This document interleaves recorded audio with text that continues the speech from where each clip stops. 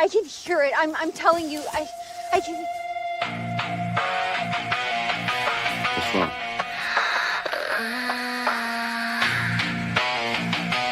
It's hurting them. What the fuck is going on? Hey, Sarah, talk to me.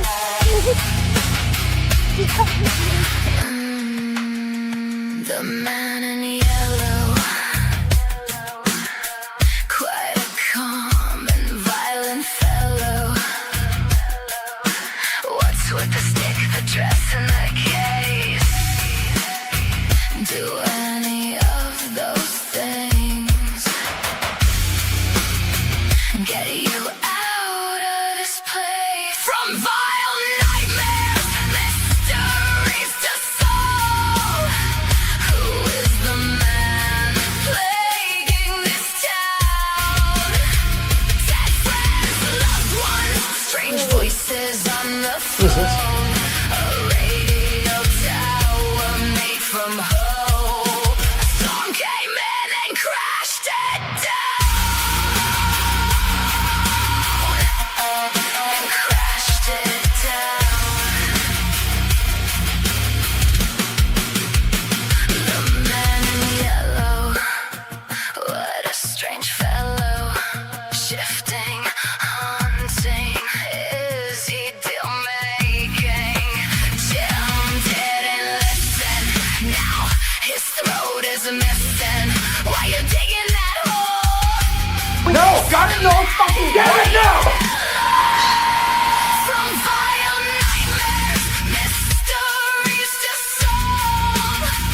Who is the man plaguing this town?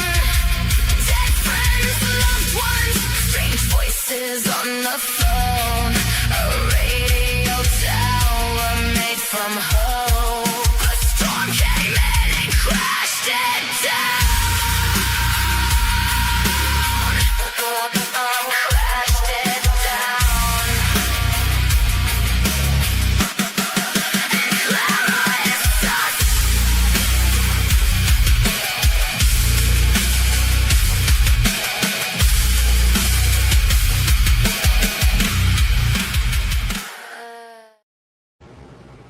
And welcome everyone. Happy Friday to you all. That's right, we made it. It's Friday. I cleared my throat. Lord have mercy. It's gonna be one of them nights. I can't wait. It's gonna be a long one, and we're gonna make it through together, right? Just as the Frumily should. We will get through the long night to come together and hear what all of you guys think about the season so far, the latest episode, all the bits. We cannot wait to hear from you guys.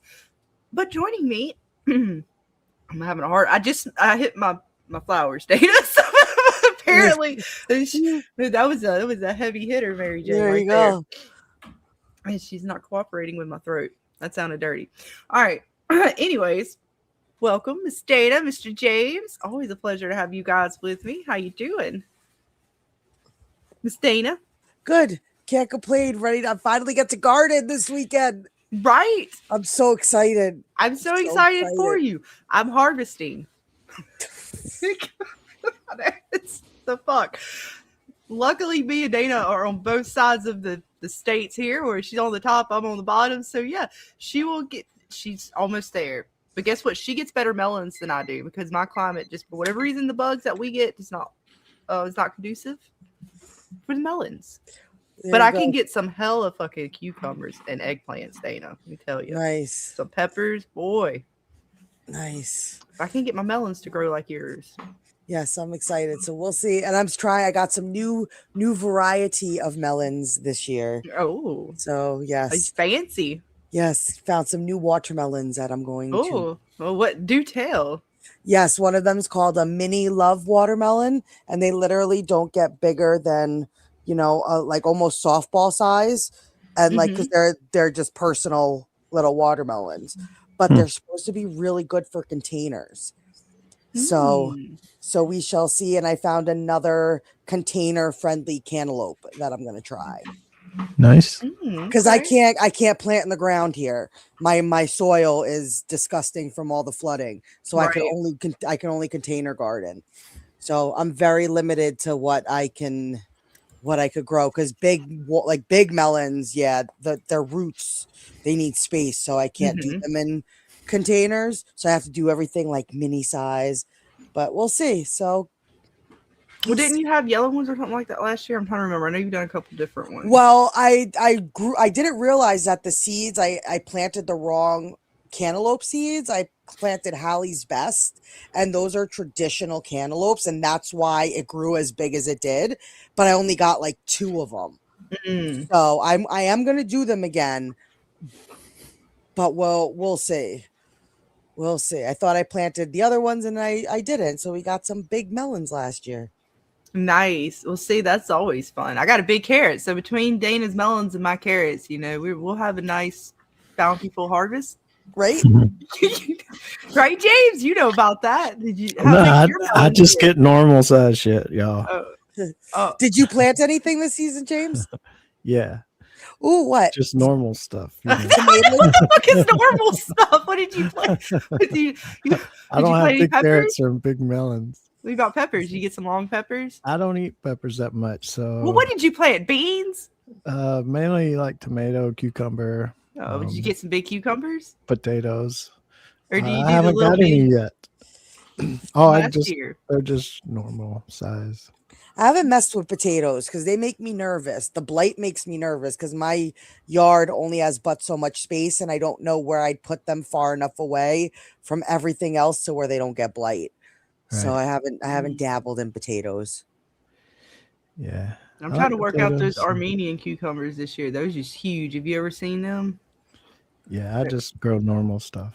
Armenian white cucumbers. They're long, look like a loofah, but it's a cucumber. I was amazed. There's some crazy stuff out there. I don't do the little deals. I don't. I just, I don't have time to play with those pickles. But the big ones, now let me tell you, those are great for salads. Yes. Yes, they are. Right, James? All right. I put the little ones in salad. The normal size ones.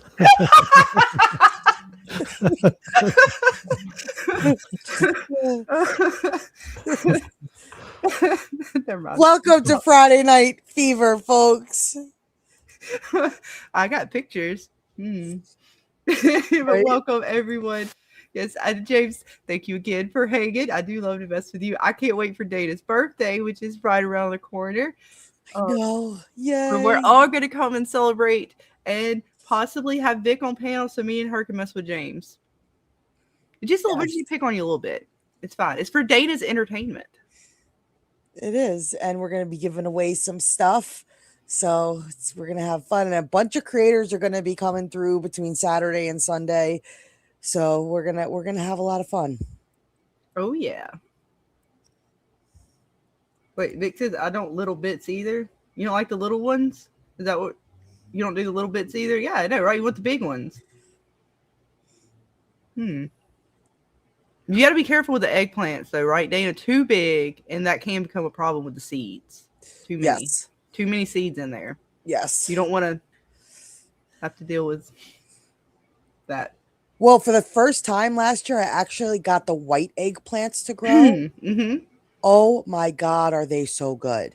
They're my How favorite. good, Dana? So good. My mom fries them bad boys up. Damn. Wait a minute. That's rough. Yeah, but it's so You're good. not gentle with them? Make eggplant parmesan is so good. Oh, damn. So good. Well, I called James last year when my eggplant came flying off my countertop. We gotta be careful with it, Dane. I told you about letting it be slippery. I said, James, you have to debunk this. What is happening? I sent the pictures. I said it was there, and now it's here. And me and my mom were just looking at each other like, what? What? I told you this house is haunted. Just need to start growing normal stuff, man.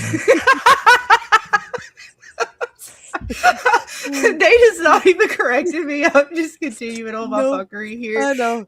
Whatever. I'm so used to it now. It's okay. Ray's like, y'all crazy. Well, I mean, crazy. That's why you love us so much, because we're just fucking crazy. Right, Vic? Who's crazy? I don't want to do little tiny vegetables. I want the big ones. The bigger, the better. Did you ever have a pepper grow inside of a pepper? I've had that happen before. Like one of the inside seeds actually start growing. I have crazy. not. It's weird. You get like this little weird bump in there, and it's supposed to be like another pepper growing. Nature's fun. But let's see who we got hanging with us in the chat. Of course, Captain's with us too. I think he still might be away. He looks away from the chair, but I see him in the chat. So he'll be on panel with us momentarily to talk some from. But welcome, Mr. Captain Shriver. Always a pleasure. A great member and a part of the channel. Been hanging out with us. We're always glad to have you. And of course, we got Mr. Jackson hanging out with us tonight. And I'm going to drop that link for you guys to join us on panel here in just a minute. Let's see. We got the birds hanging out. Welcome, welcome, Hunt. Always glad to see you. And that's right. The party's starting. It's a vegetable party, apparently. Well, fruits, too. I mean, we don't discriminate. Fruits and vegetables. You never know what you're going to get with Stay healthy, folks. Eat fruits and vegetables. They're very good for you. I prefer cucumbers and eggplants.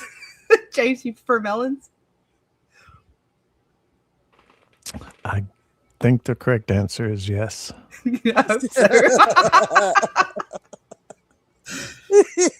It's going to be a long night, guys. I'm going to keep it to myself. Because nowadays you get melons and cucumbers. So I can never, you can never tell. What's up, Tommy? Welcome, welcome. Always glad to have you hanging with us. Happy Friday. And of course, to Mr. Ray, Soul Taker, welcome, welcome. We got Vic hanging out with us.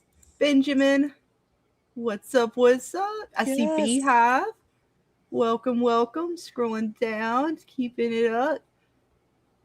Oh, I had a pepper grow next to another pepper, and they made a little pepper butt crack. Oh, you're sweet.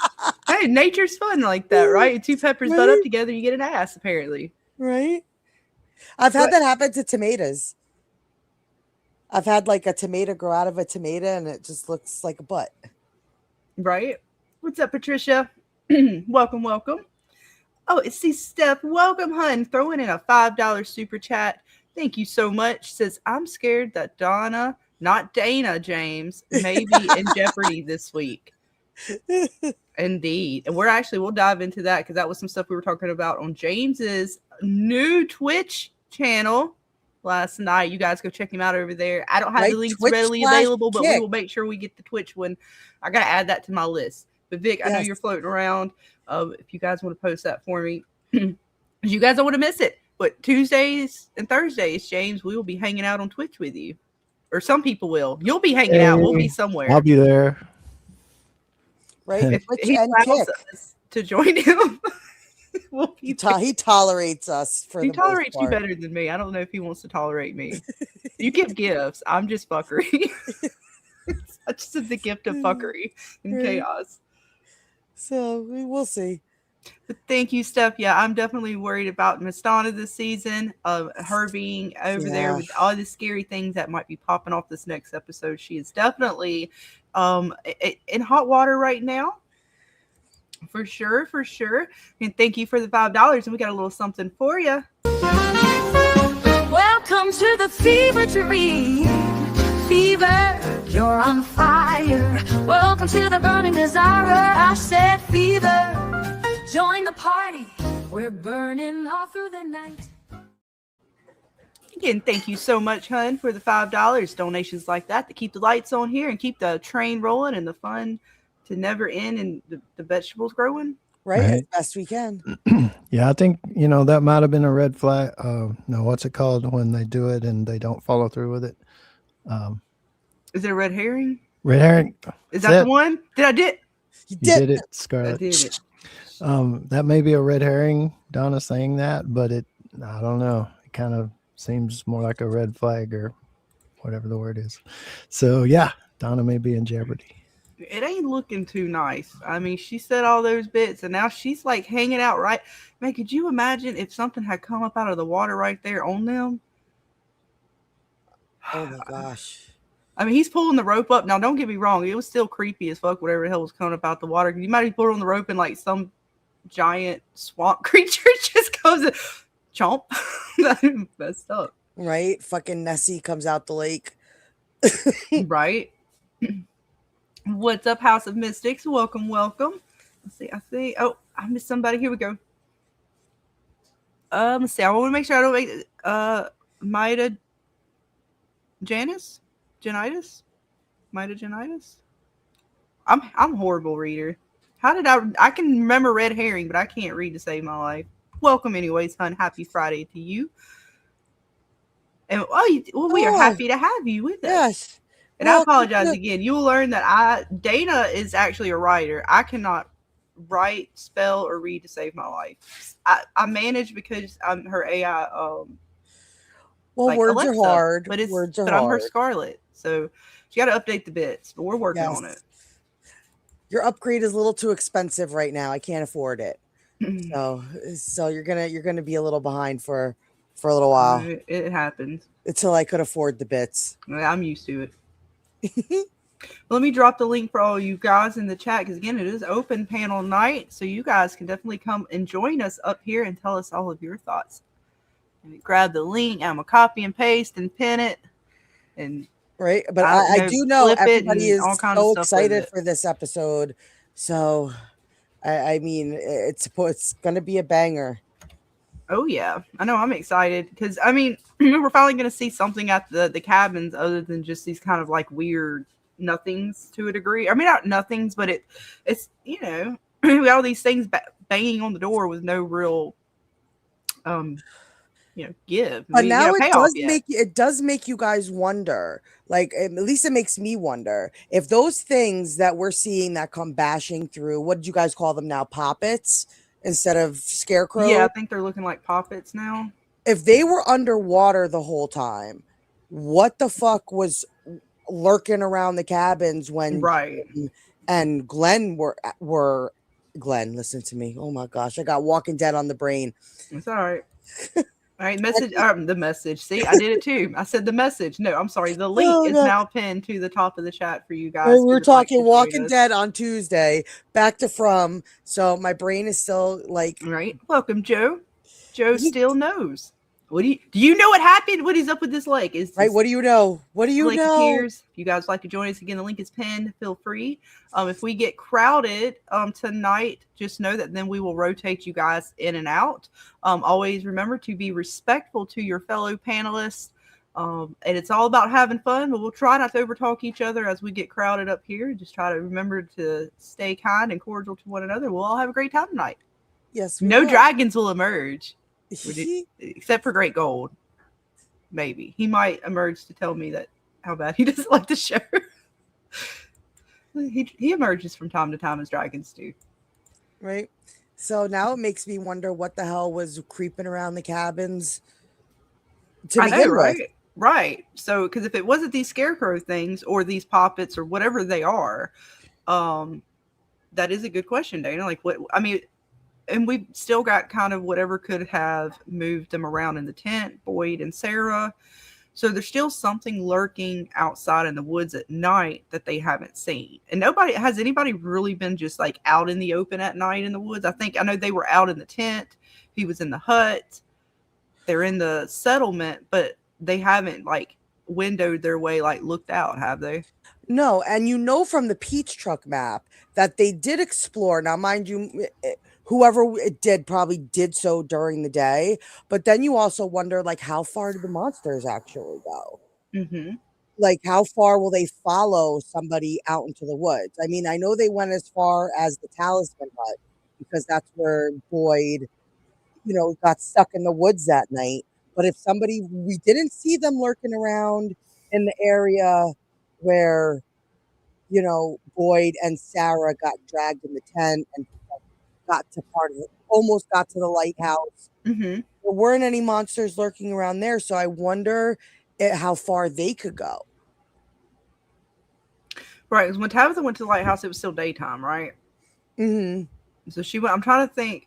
Like I said, nobody's really been out in the woods at night in that particular sort of situation. Boyd has a little bit, but he's also been kind of lucky. Yeah. He had the dog at the one point and stuff like that. So, I'm trying to think. There's no telling what else is out there. They still have the spider webs out there, which could be some giant spider out there still lurking around. Because that was a pretty big web for the tiny spiders that we see. What's up, Jackson? Welcome, hun. Yeah, I know, Hello. right, Joe? Still, we're Hi, there. Jackson. We're with Hello, you. how are you guys? How's everybody doing Good, today? man. Good. Good to hear. Good to hear. Yes. And I know we got a bunch of new people who said that they found our stream tonight. We will be doing a giveaway next weekend over on my channel for my birthday. So if you guys want some cool From merch, jump into the Discord because we will be doing some giveaways next week. We got some t-shirts, some lights, some other goodies, and there'll be some talismans in the future. Yes, thank you again to Nick L and Dana for all the goodies and setting it up and such. Because again, Nick L made the talismans, the coasters, a lot of the stuff that Dana's giving away, or that she set up the giveaways for to do on all of our channels. And then of course Dana got the t-shirts. You got some MGM passes, I believe. Yes, for overseas folks who are not in the United States and cannot participate in the giveaways of the actual items, we'll be giving away some gift certificates for MGM Plus subscription. And that is all thanks to Dana and Nick L. Nick L is one of our subscribers. You guys out there who hang around the Frumley probably know of him. He's out and about. He's around. He does the bits. So again, thank you guys. Really, I thank Nick and you, Dana, because again, even the roundtables would not be here if it weren't for Dana. She's one that it was her idea, and she wanted to do it to bring everybody together during a season that was a little interesting, to say the least. So, yes, thanks to Dana, we now have our content creator roundtable discussions, and we're going to celebrate her birthday real soon. Yes, coming up very soon. What I'm trying to remember what day I'm on. Like 7 days, 8 days away. 8 days. In hours. I forgot the hours. But either way, we will be celebrating Dana's birthday real soon with all of you guys. You got to celebrate it for her because, again, if it wasn't for Dana, we wouldn't even have the cameos. How could I forget the cameos, Dana? The gifts that keep on coming from the magic of Miss Dana Marie. I know. I can't wait to see this one this week. Yes, it's your very special birthday surprise from a very special cast member. And I think me, James, and Vic have got to see it, and I cannot wait for you to see it. It's actually really sweet, really nice, and just all around. I can't say anything else. My lips are sealed. It's a humdinger. Doing good. I have not watched. Temptation is a bitch, but I have not. I don't know how you can. I couldn't have done it. I'm trying to be good. I'm trying. Even though my mother is like bothering me, she wants to see it. I'm like, but I can't show you. And like, what am I going to do? Show you and have to like run out of the room? Right. What's up, Bill Chill? Welcome. What's up, Jen? Everybody coming in. House of Mystics. Yeah, Donna can't die. Boyd will have no equal. And yeah, she's definitely that's going to be one that's on the block. I don't know why. I mean, I can't remember what's to come in the rest of the season, but I see Ellis as a potential just because of if Donna had to come back to Boyd and be like, hey, your son didn't make it, that might be a little damper on their relationship. Just a touch. Yeah. A touch of brokenness, a touch of, maybe ripping each other apart. But he'll probably make it. But I just could see that being an ouchie. Oh, that I talk about what would break Boyd.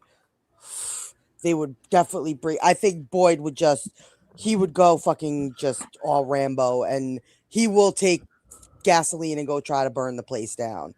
Yeah, he won't have nothing to really fight for necessarily. I know the people and stuff, but I think that would take a lot away from Boyd. Yeah. If the bird if the bird is healed, just Donna or whoever, Ellis, just toss them in the lake and they'll come back to life or something. Right, but now here's my question.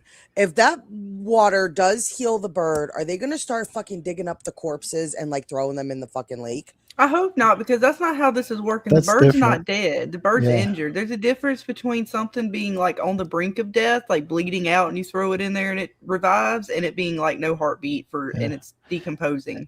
And there may be a lot more to it than just sprinkling some water on it, Yeah, but Ethan is under the impression he's doing for his dad. Right. And he might try to dig his dad up, but I'm hoping that mom and everybody else will be like, hey, look, the bird worked, but I don't know if your dad, even if he did come back, he ain't coming back as anything you think he's going to come back as. He's right. You think it's going to be some Pet Cemetery type shit? It would be like that. A zombie come back to life, whether he's good or hopefully not. And it may not be the lake. Like it could, like we were talking about a lot of different times, it be metaphorical.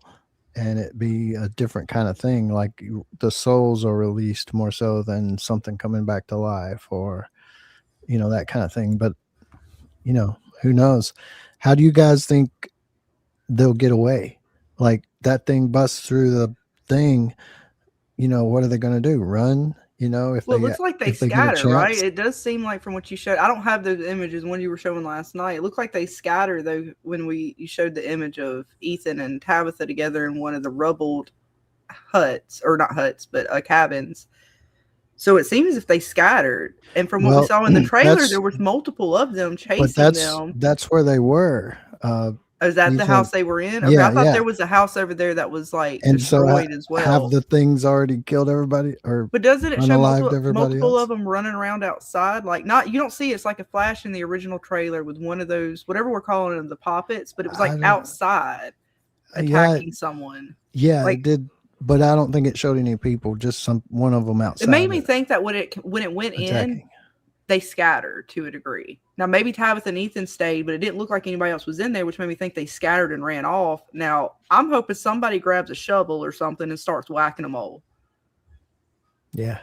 That's what I'm hoping. That maybe, is that the moment that we're going to finally get to see Kenny, like, buck up or something? Wait, where's Kenny at? No, damn it, he's still back at the thing. Poor Kenny. He can't ever have a good moment. That would have been his moment to just, like, knock heads.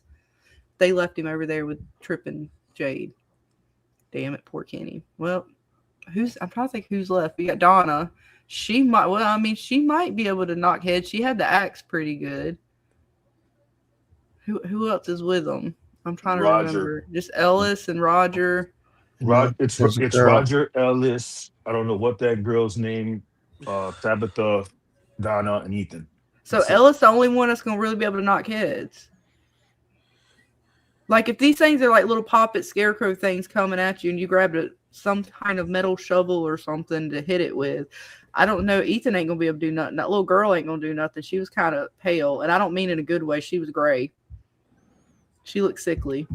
I don't know. I think Donna could fist fight one of them some bitches. Yeah, I think Donna's definitely gonna put up. That's why I said she had the axe, so she might be able to. But she's getting old now. She's getting a little worn down. Charlotte, if all else fails, fire. Burn them motherfuckers. Well, we saw what happened last time we burned a fucking monster in this place. Fire's off the table. But these are different, so it might actually work this time. It's okay for us to go fucking just burning any monster, even though we know poor Fatima might, come birth to some bitch. But we can't touch a rope. I don't think she'd birth one of those. You don't know though, right, Dana? But we can't touch a rope, James. But they can just go around burning. Well, if you kill one with an axe, the same thing would apply. I didn't say necessarily kill it. I said knock its head off. That doesn't mean it's going to die. It's a puppet. What is it going to do? Like a chicken? Like just still kind of wander around? Well, you put the head on a spike and talk to it and tie up the rest of it. It can't see necessarily. Turn the head around where it can't see you, and then the body can't find you. And it's trying to like, you ever see like what are the movies or cartoons and stuff where it's like, where's my head at? It's like, no, this way. I'm pretty sure they have to run. Instead of being birthed, maybe they have to be made like a doll. So Clara starts knitting. Maybe. I don't know, but I know we start burning stuff that who knows. All I know, Dane, is the last thing we burned came back through Fatima's passage. So you would just go burning shit. See, it was okay for Dana to go burn and stuff. But was it the burning, or was it the fact that Boyd already killed it with the worms? Well, we don't know. We know when the body got burned that it definitely the body was gone to be rebirthed. I think that was Dana, I'm touching the rope. If you can burn shit, I'm touching ropes. That's my point. That's to all me, I'm it looks saying. like they broke the roof off the cabin. How you know you gonna burn this thing? What if it starts running around at you and it hugs you while it's a big flaming whatever the hell it's made out of? Wouldn't that be a lich at that point? Well, it's a poppet, right? Like it's stuff. Yeah. Okay, this is the first question we should be asking ourselves. Where's their fire around there? Well, they can make it. With what? Yeah. By the time sticks together. They're gonna rub sticks together and then light them on fire. No, I'm assuming I'm assuming they brought something. Buffy style, can of hairspray and a lighter. Well, no, they were there. I'm assuming they had something to make fire with while they're staying there. but I don't know if they did or not. I'm assuming they might have had something. They brought something if they needed to have fire to bring, to make a quick fire. But I don't know, right? I'm assuming somebody got something, some kind of something to light with. What the hell? They've been out here in the woods and shit. You would think they staying didn't. overnight. They didn't win the last challenge, so their flint was taken from them, just like on Survivor. So. When was the last time you seen somebody light something on fire? Yeah, good point. Very good point. Well, I mean, when they were burning him, but they had the gasoline for him. They have candles. Don't they have candles everywhere? Yeah, but do we have them with them? I don't know. It depends on what kind of lanterns they had. Did they have gas lanterns or battery lanterns? A lot of lanterns around there are like gas lanterns or something like that because they don't really have so much batteries. I have no idea what they have in those bags, but I can assure you it's not going to hurt those things. totem I know buckets. they have flashlights with them. They've had different kind of lanterns. They've had different sources for light. They've had candles and things like that. And I mean, people have brought in things like lighters and stuff like that. I know they've had to have some way to light it. I mean, I guess they light the candles with their hands. If we see fire, it's going to be trying to animate that golem or or lying somebody without burying them because somebody suddenly says, "Bury me when I'm dead," or they want to burn the dead from now on, so the man in yellow can't take them. Mm-hmm. That's the, like that's the what Vic and Maya saying, they talking about bringing out the vodka and the Molotov cocktails. Cocktails. Yeah. I think they'll do that later in the season when they try to catch. I think they're going to try to catch Smiley later. You see, because that's a legit trailer with Kenny on top of the car, right? Before I say anything, because I don't want to ruin that. That okay. was yes. Yeah, that one is. Yeah, I know, right? Goddamn MGM, fuck this. I know because I get all the MGM stuff on. I know, and it's confusing to know. Like, cause luckily they took it down before I got to see it, so the only reason I know about it is what people have told me about it. So that's why I didn't even catch it when y'all first talked about it. I was like, wait, what? So Kenny looks to me like he's on top of the bus that Randall was on, right? Mm-hmm. And he's facing wherever Smiley's at because from the lights of the red bouncing off of him, it looks like it's coming from the motel sign. But it looks like it's coming from a side angle. So he's facing Smiley trying to lure him in. My guess is when he's in the bus, he's going to either jump in or out and put a talisman outside to try to trap him in the bus. Maybe they burn him. Maybe they really decide to burn him. I don't know. But now here's my question. When they were in the barn, right? And when they killed Tien Chen, Boyd sealed the barn and put the talisman up. And they were already inside the barn. Mm-hmm. So will that work trapping them if they're already inside? I think it has to be outside of it. Like if they were inside, you're gonna have to use multiple talismans probably in order to trap it. You see where I'm trying to go at? Like they were able to get out of the barn after they killed. It's going to be hard to do it with that because if they're in the barn, because if they work in general, and it's not bull, I think it doesn't work when you're inside with it because you can still you could touch it and you can move it. You're already inside. And you know what I mean? They would have to seal them in and then they would have to seal them in and put it like on the outside, correct? Yeah. Gotcha. Go ahead then, Charlie. Yeah, no, that's pretty. Yeah, no, I was agreeing with you. That would be about the only way, if it's even possible. That'd be about the only way it might be possible to trap them, and that was my thinking too. Which that doesn't even mean like there's not some fuckery behind them and getting out of that. Like that monster said, "Oh, honey, it don't work that way." Mm-hmm. Right. I mean, I still don't mean that they can't still find some fuckery, but if they were to trap them, I mean, that would be my best guess. It's like somehow you would have to get them into some kind of space and trick them into there. Maybe you might even have to sacrifice somebody. I don't know who's going to be the one. Yeah, I personally wouldn't want to be the one to test the idea.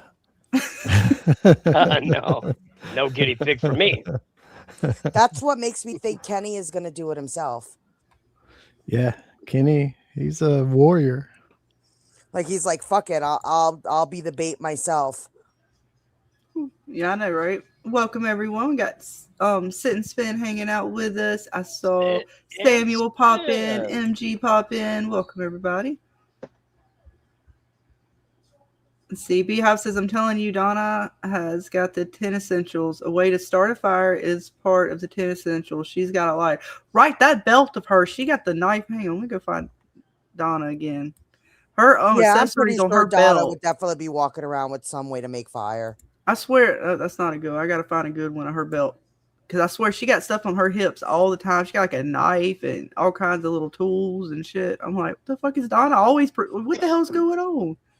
Got her hands in her pockets, but she got like 20 fucking utilities on her Right, side. being a hunter, I'm pretty sure I can't she's get a got good means one. to make fire. Oh, it's not a good. Damn it, her shirt's covered. But I swear she got like fucking 5 extensions of shit over here. It's ridiculous. I'm gonna find it. If I may, I wanted to See, address you can see the the extra chat real quick. belt. That's where the extra shit's on. It's on that belt. I'm sorry. Go ahead. He got a couple of belts. I don't know why. So Because she got the extra bits. She got the knife. That's the belt. That one that's hanging. That's where her knife and her other utilities sit on. So the people in the chat they're talking about a lighter and starting a fire and etc. And I want to say I agree 110% that can be done, but let's think outside the box real fast. When they animate, they're not going to have time to light anything on fire to destroy 3 giant totems. Well, I don't Second know. of all, I mean, there's a lake right there to jump in and stop it. Well, I mean, it just depends. I mean, like, first of all, if they have a lantern and they have any kind of alcohol with them, any kind of kerosene, any flammable liquid with them, it doesn't take much to throw a lantern or kerosene or something on an object like that that's flammable and then throw a light source on it like a lantern, depending on what kind of lanterns they have, or even to light with a lighter very quickly, depending on the kind of lighter they have. I'm not talking about like the Bic that I have right here. Yeah, you're talking about like a Zippo. Yeah. You light that motherfucker and throw it on some good kerosene or something like that, baby. The water doesn't matter. Have you ever seen something? Which one is it? Is it gasoline or kerosene? Which one, when it goes into water, it doesn't matter? Oil. No, I thought it was on top and it'll keep burning. Kerosene it'll burn in there. Eventually it'll die out. So would anything else for the most part. And grease won't. Napalm will burn underwater too. Yeah. But the best thing that'll keep on, the only thing that really keeps fire going like that is grease and oil. That's it. I double check my sources, but I could have sworn I never want to throw water on a grease fire. Where people were still using like water didn't really do anything to save them. And that's why I like the fire, the things that you have to take fires out with. They have different ones because water doesn't take everything. Definitely for grease, I know that for a fact. Yeah, you're right. For grease, definitely doesn't. So I don't know. I'm just saying, there's a way. There's a preparation for something like that. But that's not even preparation in the sense for that. You got to think, all right, grease is easy to have. They're cooking. They're out there in a campsite. This is normal stuff they would have with them. Jay took alcohol with him like the first night he went out there. So to think that they don't have a few things with them to fight back with, I mean, I'm not saying they're going to like kill them off, but as far as what they would try to do, yeah, if I had any sort of flammable material and this big ass whatever monster like that comes in at me, I probably would be like, Dana, I want to burn it down. I would want to burn the whole place down if I could. But the thing is, you got to remember, these guys went during the day. The last time they were there it was cold, so they had to start a fire. And I'm not 100% sure if in the cabin they had a fire when they were attacked. So when you're getting attacked by a good Kool-Aid monster, even if you're cooking, if you're being attacked right away, you're not going to be able to start a fire right away. No, but I'm saying they might have brought stuff with them to make a fire if they needed to cook or something like that. And then you don't know what each one of these people brought with them and like specifically. I don't know what the 2 extra people might have brought with them. Like, did they bring stuff? That one dude seemed like the one that pulled the rope. Like he might have brought an extra bottle of Jade's special vodka with him. Probably didn't. I'm not saying they have it on them. I'm just saying it's not completely out of the realm of possibility. You could have some grain alcohol. Yeah, I agree. I'm just saying it's not out of the realm of possibility that they could have enough supplies on them to attempt to fight them. Now, whether they get taken out or not, or how they actually take these things out. Even their brains get them that far to even do that in a panic. But I could see Donna and Ellis possibly between the 2 of them, because Donna's usually, I mean, she was ready to go slap some folks before. She does get a little, and she's quick-handed, so she'd be the one to accidentally like shoot somebody. She almost did when the bus came in. And then Ellis would be the next one, because I don't see Tabitha fighting them necessarily. I mean, unless you want to consider Ethan being the hero of the story, and he's somehow able to say, "Oh, well, you have to pull this one thing off of the poppet in order to destroy it," and he just happens to see the button and pulls it. You know, I'm saying button because I don't know. Whatever is on the poppet, it could be a brooch, a pin, or something that is causing it to be activated. That he's like, "Oh, you take this off, and you know it's no longer alive," or something. Because we don't know what these That things is a very are. good possibility. If it's another form of a golem, which is just something made of rock and the Celtics, it could be anything from the Celtic land. So it could be straw, rock, dirt, mud, clay. It could very well be that, what you just, it's 100%. But I could just see Donna attempting to do something, even if it's like grabbing a stick out of the fire and like a lunatic, just like waving it at them. You know what I mean? Like a torch or something from the fire. And that's where basically. Donna could be in danger because she will sacrifice herself. She'll jump in the way of, you know. If they even had a fire going, which they may not have. It just was, I could see it. But yeah, I'm with you guys. I'm worried for Donna. But she's definitely in danger. That is. Now, my question is, I remember what I told you and Carl. I think I told Dana before. I know you were telling us a lot of stuff. Feel free to. I don't want to say it right now, but what I told you about what the actress Elizabeth Saunders told everybody in her interviews. Yeah, you know about that. That's fine. I can't remember what she said because I mean, like again, there's been a lot of bits. Which one? I mean, I know you're talking about some of the ones that she was. And some of the interviews she's talking about stuff about the show, but she mentioned how many episodes she was going to be in. Oh, okay. But you have to understand, just because they're in episodes, we could see them in a flashback. We could see them. It doesn't necessarily. They don't have to be alive to be in an episode. And she may not be in an episode too, because maybe she's somewhere and they just don't put her in an episode. Is she talking about throughout the rest of even the 5th season? Well, I don't even want to say nothing right now. I mean, because I can be honest with you and tell you what she said. I don't know if it's a spoiler to you guys. And I don't you guys let me know in the chat. Spoil anything. It's technically how do we want to call this? It's technically an interview that the actress gave. So multiple YouTubers. So she's not it's something that's out there. How do we want to call that, James? Dana? I don't even know. That's tricky. Well, I personally know what he's about to say. So and if you know what I'm going to say, that applies to Ellis as well. It does. It's like, ugh. Not that they can't, but I don't trust it. They can wipe anybody out whenever they want. I'm not saying that, but they have them scheduled. You know what I mean? Mm-hmm. Yeah. So all right. I got 2 in the chat. I got Vic and Bill saying if it's in an interview and it's out, then they say it's fair game. It wasn't leaked. It wasn't a mishap. This is something that was fairly put out. Okay, so I'll just say this part about what she said. So she's supposed to be in all the episodes this season. So she will be in all the episodes, including 9 and 10. But that's what I'm saying. Just because she said she's going to be in the episode, we don't know in what capacity. If they do a flashback or something, that's still ghost. Count. Yeah. She's a ghost. True. It definitely can be. So it doesn't necessarily mean that she's safe and won't die. Yeah, Boyd or what happens is the front, and we'll see her later. Yeah. That's where I'm leaning more towards. Yeah. Oh, I don't know. Then that is. So my guess then maybe she does knock them out. Okay, well then maybe she knocks the shit out of them. Well, good on Donna. She gets to make it through the season. That means she takes out these monsters. Good on her.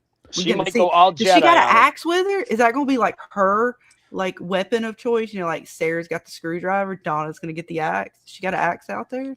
The jukebox starts she's playing. Got something. Mama said, "Knock you out." Mama said, "Knock you out." Mama said, "I remember that song." Breezy says, "Then who dies this What if she plays possum, I'm not sure, Breezy. I mean, that is a good question because her and Ellis are kind of destined to make it. We may not get any main cast deaths this season. It might just be sort of waiting for the finale of season. No, not this season. We're gonna get some deaths this season. You can bet. I'll tell you. I'll say the proper stuff later for Fever Tonight, but you're gonna get you can bet you're behind on it. You're gonna get at least 12 before the season's over for sure. Now I don't think nothing's gonna happen anytime soon. Right? See, Maybe Marielle. Yeah, I know, right? Maybe. I'm worried about Donna too. A lot of you guys in the chat are definitely worried about Donna, and I feel you on that. But it looks like possibly she said she's supposed to be around in some capacity for the rest of the season. Yeah. So, what's up, Green Spider? Our one and only friendly house green spider. He's like is he like the hoppy green, like the hoppy spiders you get in the house? Like you're safe like one of those, right? I like the hoppy ones. They're good. They're chill. I'll say Donna is a character I'll never forget. Throughout all the TV shows I've ever watched in my 51 years, Donna is one of those memorable ones. I love her character. She's fantastic. I like Soul Taker's thoughts. Donna's got a gun. It's like Janie's got a gun. Whole world come I like on, it. gun.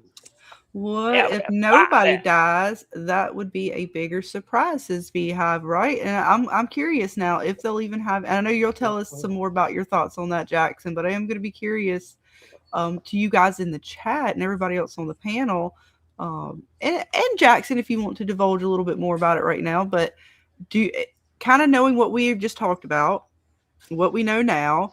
All that, are we going to have any deaths this season? The only other person that I'm going to, because if Ellis and Don is not on the chopping block, possibly, if we like took them off of the running, like who else would it be? I mean, I don't even know. Like, I guess Botka, she's an easy one. Sarah, if they're done with her, but I don't know if they're done with her. Oh, so I doubt it. And Acosta, It might be maybe? easier trying to figure out who you think is going to survive, and then process of elimination, because them background people, most of them are going to get got. Yeah, that's a good way to look at it. And then I can tell you who I think it's going to be, but I'll go last. I'll let everybody else go. But I have a couple of people that I think that I know are going to survive at least to the next season. We'll see. I definitely think Sarah's up for grabs, especially if she figures out, like, if Sophia / Man in Yellow tries to get her to kill somebody again. I think Sarah won't give into it and might just off herself. All right. She might opt out. Patricia, it was Donna in the cabin with the axe, confirmed. And it was Sarah in the diner with the screwdriver, or I'll do that. I mean, she hadn't done that yet. I'm predicting just based off nothing. I thought it was the butler in the living room with the plunger. Where did the butler come from? They don't make this into a tongue twister night. We were trying to figure out where Sally, who she was, and Sally. The board game called Clue. Get a clue. Mick working. I know. All right, let's see. Oh, that's funny. Yeah, Sarah might sacrifice herself for sure. Who will the Man in Yellow have for dinner next? That's true. I mean, that's a good question. I'm assuming the rest of the town if he gets his way. Right. I'm assuming he's going to take a bite out of everybody that doesn't make it to or I guess everyone who makes it to the final massacre, he will dine on. Until then, he is, apparently not eating much, which we didn't really see her eat yet, right? Like she had the cup of drink, but she never really drank on it, did she? Like the tea or whatever. So I don't know if the Man in Yellow is like not even eating right now, if he can eat real food, because it hasn't quite shown us. It took her to the diner, but I don't know if we ever saw her actually eat. She had the cup. Did she actually drink it? Or did she just ponder with it and pretend and then get Miss Julie all pissed off? You know what's great about the show? There is no book, nor is there a movie with that we could read or go watch to get an idea how this show was going to be. I love that. It's my knowledge. There's no source material. Right. There you go. That's the word I was looking for. Thank you. You're very welcome. I don't think there is any source material. It's a little bit of everything from some of everything. It's sadly I would have to disagree, but we'll find out after the season's over. Right. Yeah. I mean, he means like you watch Game of Thrones. There's a Game of Thrones. Right. Book. You watch books. Walking Dead. There's Walking Dead comic books. That's what I mean. Yeah. Institute comes from a book, like actual, not that it was pulled from, let's say, your theory about, Cthulhu and all that stuff. But there's no source material that is out there. Like there's no book. Yeah, that's what I meant. Yeah. Yep. Do you consider the Bible and Scripture books? Oh, yeah, Well, absolutely. I'm Okay. meaning like In other words, a actual. novel or a A set of novel, you Yeah, books. mean? Like, yeah, like That's what I This is mean. not Yeah. an adapt. All right. In other words, this is not an adaptation from a specific There book. you go. This is There a you go. combination of a lot of different folklore that they are making Yep. into their own yes, story. it's very syncretic for sure. This Yeah. is not an original story that was originally made in one book, such as Twilight or Right. Game of Thrones, or at least the first couple bits of Game of Thrones. I know they made up the ending or what have you, but originally it was based off the book. What was it? The Institute, that was directly based off the book. Yes, they changed some bits, but it had source material. When we Yeah. mean source material, we mean that application, that this IP is directly sourced from a video game, a one particular book. Like that book is what this is about. Is that one book? Mhm. But no, they're definitely pulling from a lot of different source material. Now, what they're going to make their ending be, I don't know. Like, I don't know if this is going to be apocalyptic. I don't know if it's just they got to finish the story in some form, or when they get to the end of the story, make that change, or have everybody come to kind of a realization of their part in it. Like, I still don't know how they're going to end it, but it doesn't seem like it's going to be like just a straight Christian version, a straight Cthulhu version, a straight whatever book that they're pulling from. It's going to be whatever they call their ending, like their being, this entity, this It's original. powerful source of what. Yeah, it's going to be. I'm assuming they're going to give it an original name. I'm assuming Yeah. that, but Well, again, what they have been, yeah. It's not. They're not going to be called by the name. They'll probably be called like the Man in Yellow, for example. One of them be called the Man in Black, or the Black Man. That's how they're going to label these characters. The Black Man will be like Nyarlathotep. He's the one that's basically takes the avatars of those two. So if my theory is correct, you will see a black man avatar with red eyes and hooves for a feet. And if you see that, that's Nyarlathotep, which is like the crawling one, who is like your Lucifer character, who can travel between the worlds and stuff like that. And Lovecraft basically did everything we're talking about here. He added everything from everything, just like we're talking about. So it's like it's already been done. So if they're pulling it from just him, which maybe not, it actually can add up to everything we're seeing, is what I'm basically saying. So it's kind of, until I see further, you know, evidence, because you got a lot of his books in there, and everything that you see, like the narrative of Arthur Gordon Pym, for example, from Nantucket, and then you have the that was by Edgar Allan Poe, but that story was then written continued by Jules Verne, and then that story was continued by H.P. Lovecraft. So they're just adding some more material to other people who've already created it. So it's kind of like canon to everything. You know what I mean? Mhm. Well, it's and gonna it be may be. We'll interesting. have to wait and see what they decide to, if they even decide to fully give us like okay, this is exactly what it is, or if they still leave it kind of a little open for interpretation to some degree. Or like, all the bits aren't fully resolved. Some bits might still be left hanging for us to just be like, I think we might not get answers to some questions. I just hope they're not significant questions. You know what I mean? But I think Yeah. you're right. I think they're gonna give us. It's a thriller, you know. They're gonna have to build things up, and I understand that. So, but the Well, thing we is, we need also more don't evidence. know what they plan on doing once From is done, because since we don't know, like if this is a shared universe per se with Lost, and they use what Eloise said, where there's more than one place that exists, like the island. You don't know, they can hop from place to place, telling us different stories, giving us different stuff. So since until we know a little bit more about the world, we don't know what life is going to be after From, what right. they're planning. Are they planning on going back and showing us a prequel? Are they gonna do a spin-off of some kind? Are they gonna do another show? We don't know yet, and until we get those answers, it's just too hard to say. Right. Let's see. We got a lot of questions from you guys in the chat. Ooh, Breezy question. asks, what happened to the camera Polaroid Elgin had? It never went anywhere. And yeah, we see Boyd grab it, throw it in the bag as he's threatening Elgin, and he throws it under Donna's bed. So I don't know if it's done yet. It's another item. Again, we go back to these items that they harp on.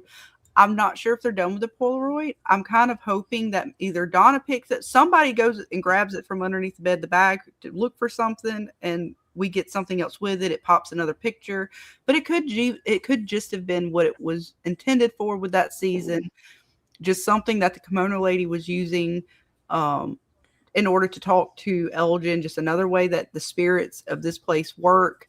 And even the way the man in yellow works to a degree, which is why I kind of think the kimono lady and the man in yellow might be, one and the same to a degree.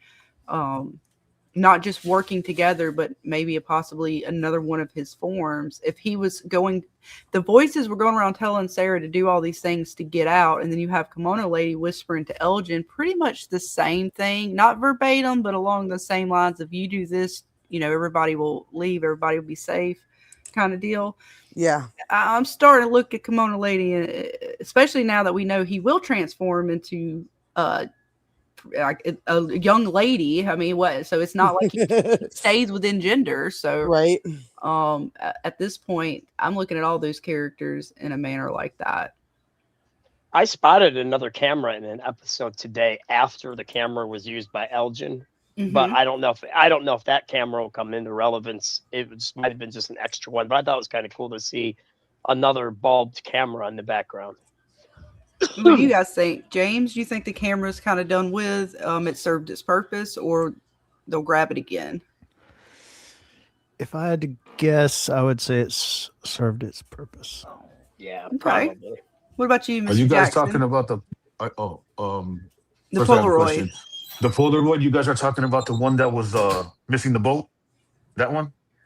Yeah, the Polaroid camera that Elgin, the kimono lady, kept sending the pictures to him, and then sent the one to Boyd when he was interrogating him. They threw it under Donna's bed, or Boyd did. He put it in a bag and kind of put it under Donna's bed. What do you think? Is it done with, or I don't think it's done with. I think we're gonna get back to it later, especially if it could be a bookmark. Right. So, and it could be because it's another item that was like weirdly, he made sure to like kind of. It's not like they just left it over to the side. He grabbed it and threw it under the bed. Like yeah, so someone will come upon it sooner or later. I think they made it to show us that too. What were you going to say, sweetie? I'm sorry, Jackson. Or maybe not. I don't know. But I think they know we know it's there, and I think someone's gonna come pick it up for something. Because in my opinion, the boat's supposed to be there, and the boat's not there. Right. So and again, I don't know if that was just threatening Boyd or if it's going to come, because I'm hoping the camera comes back and play. I like your idea of the bookmark, because that would be another. I think it's foreshadowing that they're going to be on a boat, but I don't know if it could be any of those things. Maybe it was just a foreshadow that it wasn't there and now it's there, or it could be all of it. I don't know. Right. But yeah. A ghost camera, right? It's a little crazy. A camera is a mystery still. All these items being used. What's up, Ray? Mr. Soul Taker. What's up? How y'all Hello, doing? Mr. Ray. Doing good. What you think about this camera, man? Y'all start talking about the camera, and so were y'all saying that the camera might be a bookmark? Jackson brought up that it could be like a bookmark, and I like that idea that it could be used as a bookmark. Well, the actual Polaroid, maybe the camera itself. Yeah, that's what I was going to say. I think that the pictures it takes might be bookmarks. Oh, okay. Victor's pictures too could be bookmarked. Okay. I think I kind of understand that how it works, but I'll wait till whenever you guys bring the topic up of the bookmark. I mean, we're just open tonight, man. It's really just about you guys coming on here and talking your theories. I ramble as we get into it, so feel free to like interrupt me. Okay, it might be something that I've told you guys. Okay, go ahead, James. Sorry. Oh no, go ahead. I'm sorry. Oh, so I've told these to you guys. So but I don't know about everybody else. May have heard it. So whoever said that they think the talisman are bookmarks, I agree with that. They're one form of it, and I'm going to tell you why. They found several talisman. Now, every time, I believe what happened with Julie is during the process of writing it this time, she has to go back to the actual spot in the real time and see if it's there. And she may or may not see it. And since it was a piece of paper, she's gonna end up using something that that doesn't that you ain't gonna have to worry about it blowing away or someone picking it up, where she's gonna hide it in a spot. So I think she goes back and hides the talisman in the little cave or hut, and then it stays there, right? Then she story walks, it duplicates, she comes back, drops another one, rinse and repeat. So she's been in that particular spot walking more times than she's done anything else so far. The bottle trees could be another thing. She could have been the ones going back and forth and putting the dates in the bottle trees, and just the date on a Yep. paper could work. Grabbing something from that place, from that time, and bringing it back with her can also do it, in my opinion. I think there's multiple ways. Or she could story Nice. walk in the past and tell somebody to do it for her so she can get it in the future. Maybe. That's also a very possibility. She can communicate with someone, have them do it. And I'm sorry Like again, honey, Victor. if I say your name wrong. Mida? Elgin will take a selfie with the mud monster. That's funny. I like that. That'd be great. No, Elgin didn't leave the camera under the bed. A boy grabbed it, put it in a bag. It had the tools in it. He was cleaning up the room, and he kind of like tossed the bag or pushed the bag under the bed, Donna's bed, if I remember correctly. Yes. And welcome, Miss Pixie. We hope you're having a happy Friday. Again, to all you guys out there, thank you for hanging with us. And sorry, guys, you are rocking in the chat. Let's see. Beehive says, I was just thinking about that, Vic. Maybe she's just a slow hiker. They need to get her done. What are we talking about? Clara? Oh, yeah. Yeah, why does it Clara go on these expeditions, Data? Clara is significant, but I think she's significant because her and Elgin are the reincarnations or the story. Okay, this is another thing we were talking about too, that I'm beginning to think this isn't the reincarnation thing. And I'm going to Mm-hmm. explain to you why. They keep saying it's a story, story, story. So what if Right. everybody who's being pulled in just happens to play that role? Could And when they be. play that role, they get those memories. It could And be. It could be like I and said, like we were talking about the other night, like a soul transfer, kind of like a karma thing, where whatever the original soul essence is in this place, it attaches itself to people who have a similar karma path or something like that, perhaps. I was thinking the same thing, but it might be just as basic as the person that's destined to play that role in the story.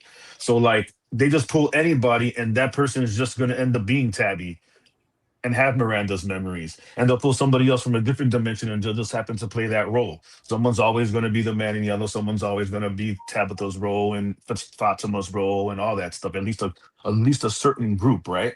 Right. And then the story rinses and repeats every cycle with different people because they keep going back to the beginning of the story. Mm-hmm. That's what made me think originally about Abby possibly being one of those and could have been a Tabitha, but unfortunately she went postal and did what she did. So she didn't make it as far. But I think if it works in like a soul transfer way, I believe that Abby could have been one of the candidates I like think you're right. Tabitha is. I think you're right. I think Abby's really important, and she's done a lot of things in this place, and we'll find out later. She's very significant, but we're going to see her through Acosta now. You know what I Right. mean? Like it's like, again, I don't think that line was a throwaway. Her muttering to herself that the place seemed familiar, like she remembers it from a dream. I don't think that was for nothing. And she said she was a little girl, not even Yes. like, yeah, if I'm not mistaken. So a lot of people have been dreaming about this place, like if maybe these parallel dimensions are leaking into the real world, and maybe, just maybe, the writers are using every world thing. Let's just say syncretic. Okay, they're using everything syncretic to make their own kind of story, and they're using it basically to tell us their version of whatever they want to tell us. Is where I'm going. Is where I guess they could be doing, right? So maybe there isn't anything specific. Maybe it's not as much as maybe, for example, I think it is. Hmm. Well, that's why I think Julie was onto something when she was saying that. What if the writer of the Grand Gulagog had one of those dreams, had one of those memories or something, and never made his way to From, but wrote the children's book about it and story walking? Like they're still, because we don't know how far the reach of From is, who it's reached, who it's tapped into, who it dialed into. You know, so I liked when she actually said that. What if he had a dream, didn't realize it was about From, and just wrote the story the way he did? Oh, and Delilah, I think she was saying, I think she believes he took it. Oh, okay. So you think Boy took it with him? Like we didn't see that, because it looked like he put it under the bed. Yeah. But he could have. I mean, I didn't see him take it. I didn't see, or are you talking about Elgin? I didn't see either one of them take it, but I mean, Elgin could have. It's still possible.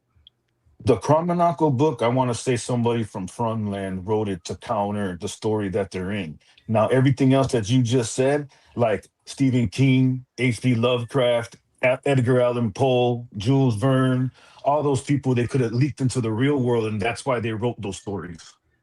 Yeah, You you know know what what I I mean? mean? So I thought Julie Yeah, was onto something with that. I agree. See, Breezy says, I think the Gulagog is Julie. Ghoulie, if you pronounce it like GIF or GIF, then Ghoulie is Julie. Oh, okay. Could be. She could be. I took her as supposed to be maybe like the maintenance dude, the cousin, but she could be the Gulagog itself. I thought she was the cousin myself, to be honest. I did too, but to be fair, I mean, they didn't give us enough bits. I want to know The more. I wish they Gulagog would might read be through more it. like the Golem that It could Foxen was be. making. It Maybe, could yeah. be. I wish they'd give us some more bits in the Chronocle and the Gulagog, since they're making that known now as a somehow associated part of the story or a guide to helping them through the story. Well, for people that don't know about golems, there's many different types of golems, and Mm-hmm. and they're not always called golems, but they go back to even Sumerian culture. So in Mm-hmm. Yes, Sumeria, clay go clay ahead. guardians, yes. Yeah, they were the guardians of Jericho for Ereshkigal, and they were Mm, animated by Enlil, right? And yeah. then you have Adam and Eve were actually considered golems because they were Well, made from I thought clay, that, and yeah, I then thought, brought the blown the breath of life in them. right. Like we were all, pretty much anything was considered a golem. The difference is when it gets its soul. So, so anything based in Celtic, it's anything from the land, and usually in every other culture, it's something that's made of clay. Right. No, Yeah. I'm Okay, agreeing but with you. Like, the but way like you we were, animate but them the is difference different. between us and the golems was we were given the soul. Right. I have no idea about soul. From what I know, they have no soul. That's what I'm saying. That when you were saying when we were also golems, like in Christian lore, Oh, but the that's when we difference, were first made. Because if you yeah, know the the difference scriptures, he between was us and dead. the golems is the fact that we were given the soul. If you look at the Christian lore, because we were made from Mm, clay. You just said we were like golems, and then the difference is we were given the breath of life. We were given the right, soul. but in different mythologies, the animation is different. So in Christianity, the animation was God blowing the breath of life, and some of them is lighting them on fire. Some of them is doing the Right. ritual. The other ones are Yeah. just No, empty. So I'm not disagreeing with that. I was just saying yes, like we and were kind kind of of like no. golems until we were given a soul. Well, they were, yeah, not us.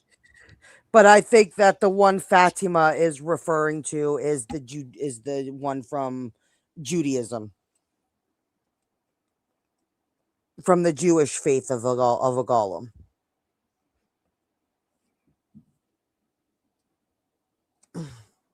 Mm-hmm. It just sounds like the way it's described is like, okay, if we were made from dirt or clay or what have you, then we would have been a golem until we were given the breath of life, which would be a soul. So it just, no, I found that interesting. Makes you think, okay, we were golems at one point. Great. Right? So excited. It's almost here. The next episode's almost here. I know. And we still have lots of bits. And well, to be fair, they've given us a lot of bits to kind of ponder over since we'll have that week break. So I can't wait to see, because I'm still on the ring gate kind of situation. Like, is it Abby's ring? Is it his ring? Only because, I mean, it kind of is significant in the sense of who gave who. Because if it's Abby's ring, or if it's his ring, then Abby gave it to him with the infinity symbol on it, or did he give it to her with the infinity symbol on it? Which is interesting enough, because that almost puts Abby back into the reincarnation or whatever it is with Tabitha and Miranda. Mm-hmm. Or are they another couple in some sense? Like, is there two variations or two individuals? Because we haven't seen that yet, which we haven't really seen Tabitha's ring. So I'm interested to see if Tabitha, like, if she sees this and pulls her ring off and is like, oh my God, I have the same symbol on my ring or on my husband's ring, or that, you know what I mean? Like, Yeah. to kind of really connect it fully. Because right now it's kind of, they're kind of connected it, but I don't think it's fully connected yet, just with the weirdness of the reincarnation that they have going on in this place. Yeah. Agreed. Well, in my opinion, the ring is his ring, and he's wearing Abby's. Mm-hmm. That's what I think. Okay, so yeah, so he basically, after she passed, took her ring, put it on, and put his in the box. That's what I think. So that's why it looks like it's a little smaller. So now when he's tripping, when he sees the duplicate, he's like, what the? Well, wait a minute, it's in the box. So it's not Jim's ring, it's his ring. And I'm pretty sure it's Julie doing it. And see, I'm not sure it's Julie, because we see that ring on Abby's hand that's coming out of the ground. I think it's Abby's trying to tell him something. Not, and I ain't saying a good Abby. I mean, whatever is fucking with him, that's been fucking with him in this place, as far as Abby's spirit goes. Because when she grabs his hand when he's at her grave or whatever, that ring, this ring right here, or at least the thickness of that band, is on the same hand that like, not the same hand that grabbed the two hands. One grabs him, the other one comes up, so the other hand grabs his arm, and you can see the ring on the finger. And now it's popped up again, because, like I said, I don't know why it's doing that to him. It's almost like it's trying to show him this. But it still could be Julie. I don't discount what you're saying as far as, like, it could be Julie doing the story walking, and she kind of tossed it in order, or it's a bookmark even, and somehow it got tossed there for her to find later. But it disappeared, so it makes me think it's more of an apparition type thing, or whatever Could the be. spirit is. Yes, I agree. I just thought that once he saw it and picked it up, it can't be in the same place at the same time, so it went back in the box. But Yeah, you're absolutely, it could be both, because it's pretty. Yeah, they don't give you too many details to figure out what exactly it is yet. I could see your way too. I could totally see it being like the bookmark situation. It couldn't exist, kind of, so it made itself there, in some degree. It's just curious to see, because the way she explained the bookmarks is like you drop it there and she goes back to find it so that she could go back to that point, or it's back in her hand. So that's why it didn't really make sense for the bookmark and the way she described how the bookmark is supposed to work. But then again, we don't really know how that's going to work. So it's still a possibility. And again, we have to wait till she goes happens, back to the street. If the guy didn't pick it up, because I think it's not gonna, the one that's gonna be in her pocket is not the one she needs to look for. right? So we don't know that yet, right? Because she was in the ruins when she got out. That's similar to what happened with the bracelet, right? Ended up being 2 bracelets. Yeah, there's multiple bracelets too. Well, that's because, and the way Tabitha described it, is each variation of herself has made the bracelet. Now, we didn't see Abby make the bracelet. We got a ring from Abby or Boyd's couple. So the bracelet was being created multiple times by multiple variations of herself. And every time she would come there, I'm assuming that's Miranda had the bracelet. She made one for her husband. I guess she brought one in there as well. Or that was another, again, that could, maybe that was Abby's bracelet that she found. Maybe Boyd had it and he gave it back to her and put it on her arm or something, or he found it and put it in there, didn't want to have it anymore. I don't know. See, I always took it as they always make a bracelet, but that specific bracelet that they found, she said it had Jim's dad's shoelaces or something like that with it. Well, Yes, it had the mistake. Had the same mistake, because again, every time she created it, she created it the same way, because it was trying to help her remember the bits. So any variation of her, and again, that's the way they have kind of displayed it to us right now. I don't know, they could still change that story a little bit, but the way it seems as if she, whether it was Miranda, Tabitha, or any variation before her, they kept making the bracelet every time. Just like she came back to this place every time, she made a bracelet every time. Everything kept Yeah. repeating and repeating and repeating. It's like the state is part of the story, so everything is going to, I think, no matter what. I think it's like a time limit. It's got to be like, do you think it's supposed to be like 47 months or something? Like something has to do with the number 47 when it comes to the date? Not days, because it's been at least 3 months, right? No, I don't think it's Maybe been that long. it's hard to say with that. I think the 47 is just the town number. But I'm curious to see about the ring because if, like, we're talking about the bracelet, she made it over and over again. This was a repeated thing that her, whatever this reincarnated version of her, whatever we want to call it, is. If this ring is supposed to be similar to that, where this ring was made every time, then that means Tabitha, or rather Jim, would have had this ring. And whether or not they show it to us, if Tabitha sees this, she would recognize, say, "Oh my God, Jim had a similar band with this symbol on it." Otherwise, this is where it throws me off. That I don't understand why Abby would give Boyd this ring with the infinity band on it. Where does that fit into the story? If it's not another it's not another cycle thing. That means there should be more than one of these rings floating around. If it's the reincarnated thing, otherwise, I'm not sure what that means. It could be a good possibility. It could be a lot of things at this point. She could be story walking, dropping it. He could be seeing it coincidentally. And they just make it seem like after she dropped the paper and it shifted to Boyd and she seen the ring come, I don't know. They do pretty good with their material, to be honest. You mean they do good with their fuckery? Well, there you go. You said it. You said it. You said it better than I could. They do good with their fuckery. And I think they wrote it in a way where they can switch to at least 2 or 3 different things if people find out. That's just what I think. Mm-hmm. And right, hopefully Tabby will start believing Ethan now. I agree with that. I hope she will kind of come around with Ethan a little bit more. And hopefully he will be able to find the Lake of Tears. Or maybe that's a bad thing. I'm not sure yet. The jury's still out on that one. TCP says Tabitha seeing dead kids, but she doesn't believe Ethan saw Jim. Well, it's hard, because she thinks he's grieving. And I kind of get that, but I wish Tabitha would at least consider the possibility that he's not just, Right, especially take into consideration where you are. Agreed, 100%. Especially in this place. Like, how could you not give him the benefit of the doubt, Absolutely. Until he's body is Gollum food, says Phil. Julie got her haircut and Jill. Honestly, guys, are you guys okay? Is it settled with you guys that Tilly's body was buried off screen and we don't know anything about? I don't like that.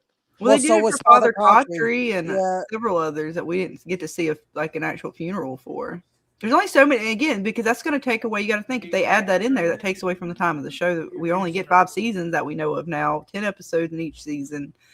There's only so much time to tell the story. So again, some of those bits are, I'm assuming a lot of the deaths are going to be kind of off screen as far as like the burials.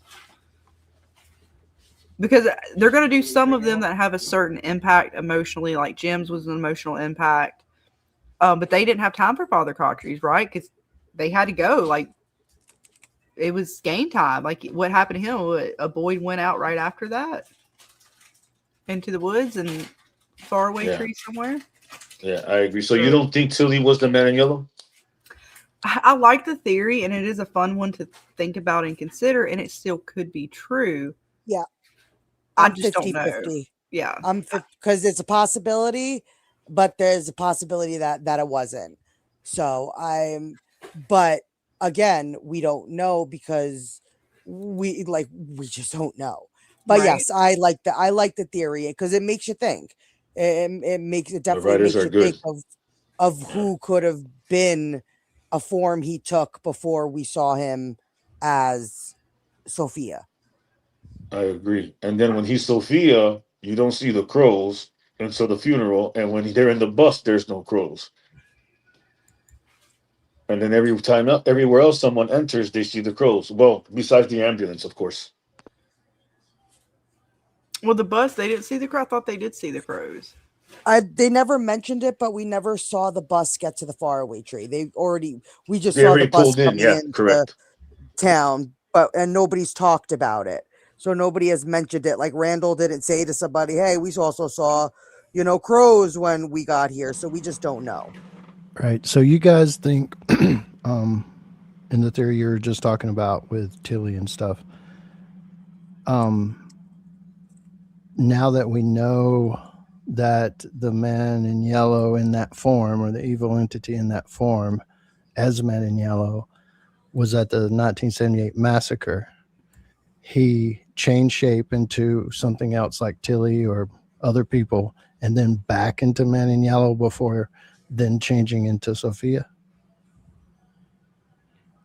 You know, James, to be honest, I don't, in my opinion, I don't see that that's the way they're explaining it. I think he takes different bodies, and the last one, assuming me the Victor cycle was that's the last form he took, and then I guess he'll use a different vessel for the next one. In my opinion, it So doesn't then, seem like he. therefore, he wouldn't be Tilly. So yeah, I'm not too sure. Didn't think of it Yeah, like that, James. Yeah, I'm still on the fence because I don't. I mean, it looks like it's Yeah, it was just. painful for him No, I to was you're do just right. on. stuff You're like absolutely that. right. So I don't know. Like, if he were to be in the town prior to his arrival now as Sophia in this cycle, the bus would be the only place I guess a lot of us were thinking he would have been able to come in on, because they didn't give us a lot with the bus. Like the way it kind of stopped. Like bus driver gave us a little bit, and Elgin was freaking out. Like everybody was freaking out. They had so much stuff going on. There was so much chaos that would have been a point for him to slip through. And I think Tilly was one that people were thinking about because she's gone now. So she was an easy one to, she was kind of helping Fatima along a little bit. the crow smashing into the window didn't really help during the tarot card reading. It didn't help her case, but she was Right. sus. I personally thought she was just odd. And But again, I kind of looked at Baka there when we first started talking about it, just because, again, it was just weird. She was kind of like there, and then all of a sudden they don't have her anymore. I don't know.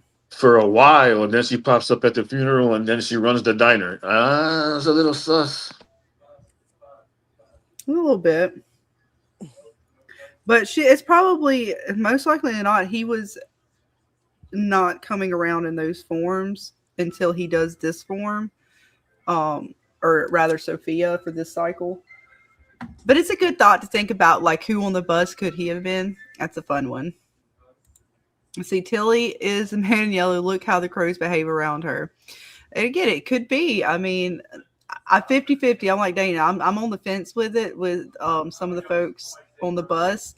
It's not Botka now because obviously, but there for a minute, if she hadn't popped back up or we didn't know that we was going to see her at the funeral, I was going to question the shit out of Botka because they didn't show her the first 2-3 episodes. Like they're in the diner and this bitch is like, no, like she's just nowhere to be fucking found. Like where the hell is she hanging out? And then all of a sudden she's just back hanging out at the diner. It was so weird, but that's why The writers are really good at, like she said, the fuckery. They're good, man. It's like they write it a certain way, so if they want to make it silly, they can. If they don't, they can make it somebody else. Like they're good. They're real good. That they are. Oh, you think Julie is Eloise, but just doesn't know it yet? Oh, okay. So are you thinking that the family, Ethan, does that make Ethan Victor? I'm curious. Please do tell more. And again, the link is pinned to the top of the chat for any of you guys who want to come hang on panel with us and tell us more about your theories and your thoughts on the season. See, I know you guys are saying a lot. I think Tilly was just odd. She seemed sincere when she told Fatima to run. This is Miss Beehive. What do you think, YHM? I can't. That was horrible. What do you think about the theory that Julie needs a artifact from that period she wants to story jump to? And yeah, the items are definitely something I think a lot of us are looking at to be the bookmark or in some way used as a bookmark. So yeah, these little items or artifacts definitely could be in the time period. That could be part of the marker for it. Like, again, I'm not sure how they're going to work that, but I like a lot of the theories out there with it. Is she going to have to bury the item? Is it going to just be something that she can place somewhere and come back, and it's there, she knows she can come grab it back? Does it stay with her even after she places it? Like, I'm not sure how that's going to work. We were talking about a little bit. Wait, the man got blood on all the bits. He did. Indeed, but he cleans up nice, right? I mean, he best dry cleaners in Fromland. Was it just me, or when the man in yellow was munching down on that liver, did he look rodent like? I don't I don't know. I just it screamed like the face. If you go back and look at how he's eating and like just yeah, like that. Just I don't The know. way It he's just positioned and the way he was chewing, I know what you mean. I know what you right mean. like it looked very Hmm. rodent like, He and we looked like always Gollum see from Lord of the Rings. that the rats, were eating the crow and all that stuff. That's another reason why I don't think the crows are with the man in yellow. I think the rats might be with the man in yellow. Oh yeah, because they were down in the caves chomping on the crows. Yeah, and just like his posture and the way he's like sitting there nibbling, and like when he like looks around, it just screamed very rodent to me.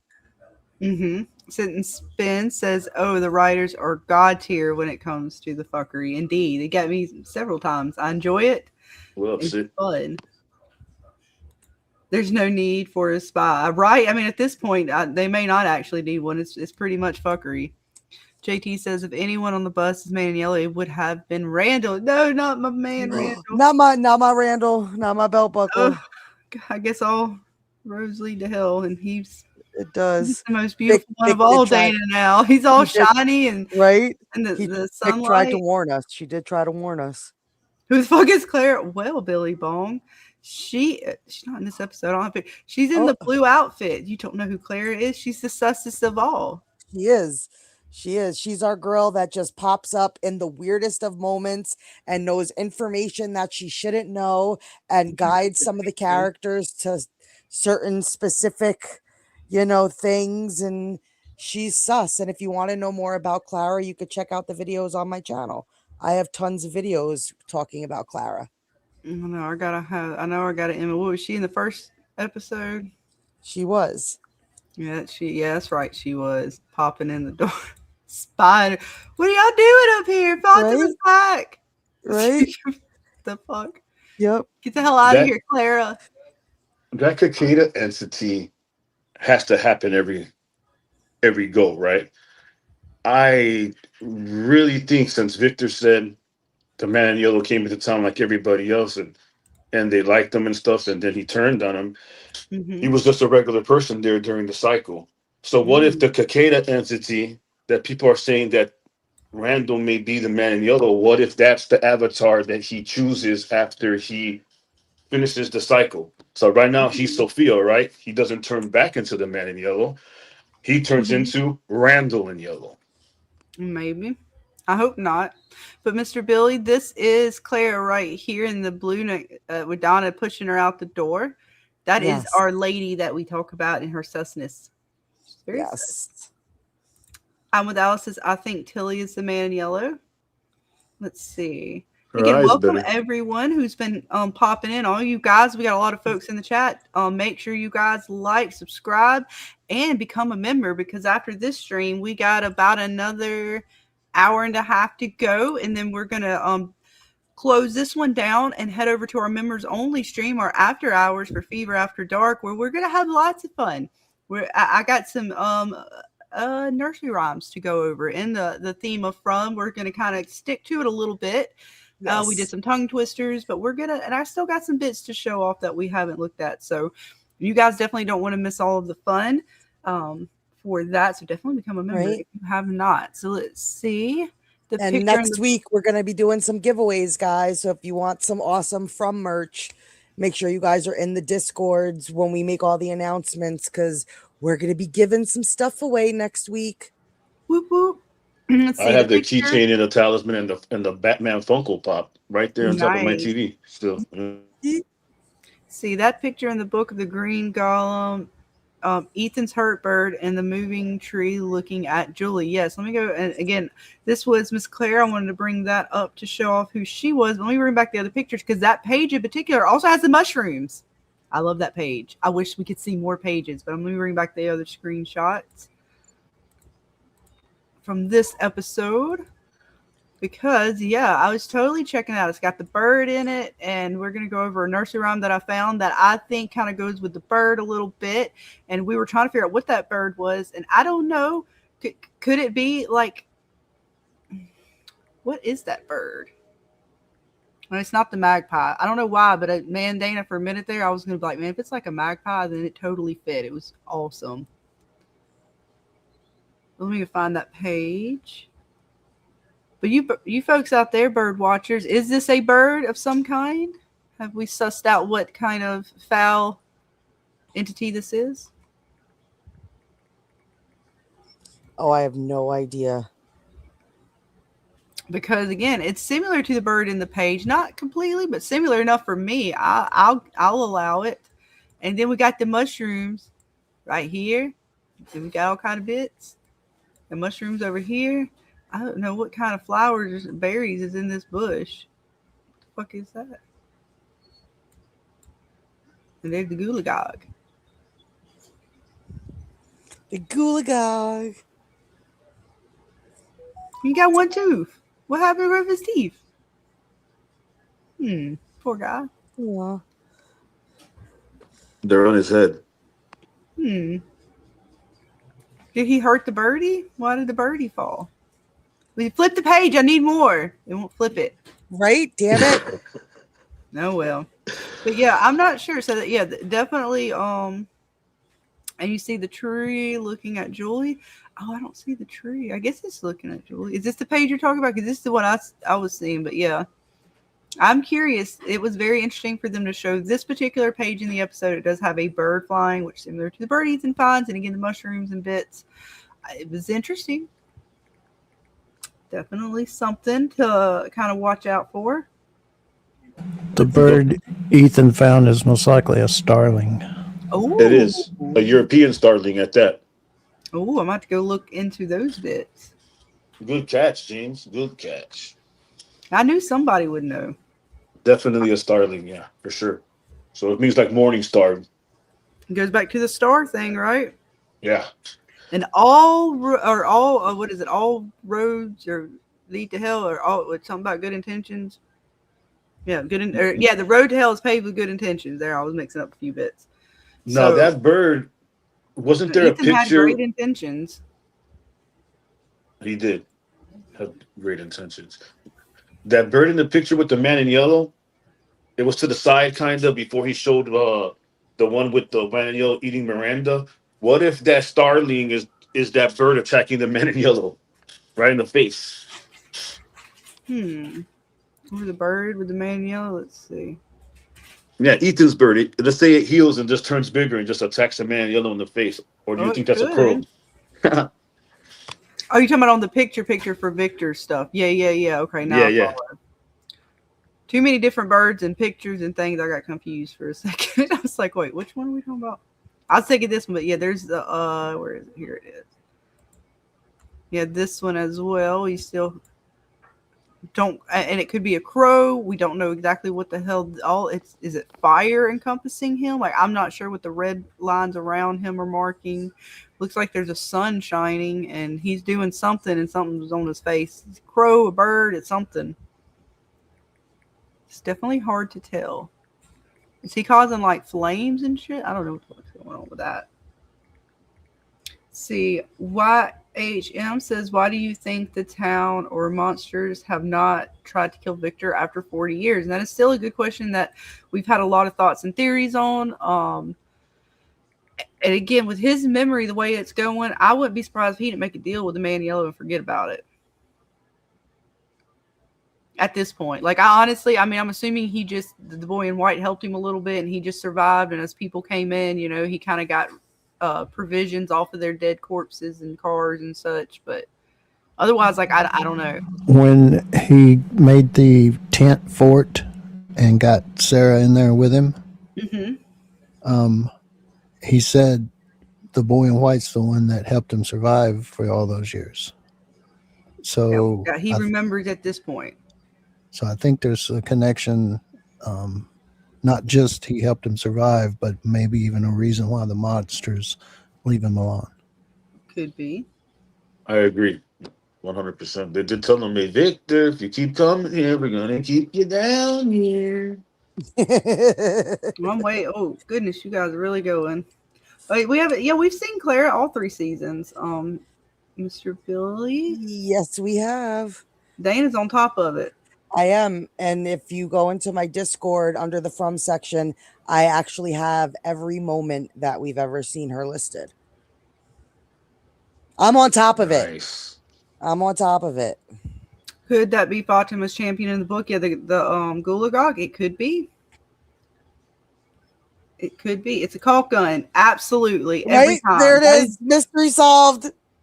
Now, Dana, I swear to God, if this was like the image behind the caulk gun, I'm gonna fucking die. I'm like, what the fuck, man? And we're sitting here like, it's a dude. It's a dude. There was always a dude there. The caulk gun was covering it up and shit. I swear to God, Right. there's like some like after the fucking series is done, and they're like, oh yeah, do y'all remember that room? There was like another image back there. We used it again, but there was a caulk gun in front of it. I'm like, Oh my what the God, I'll fuck? lose my shit, Scarlett. I'm gonna be like, see, our investigating wasn't for nothing. So because there was still something behind the caulk gun, but again, it's too blurry to tell. So it is what it look, man. It is what it is. Right?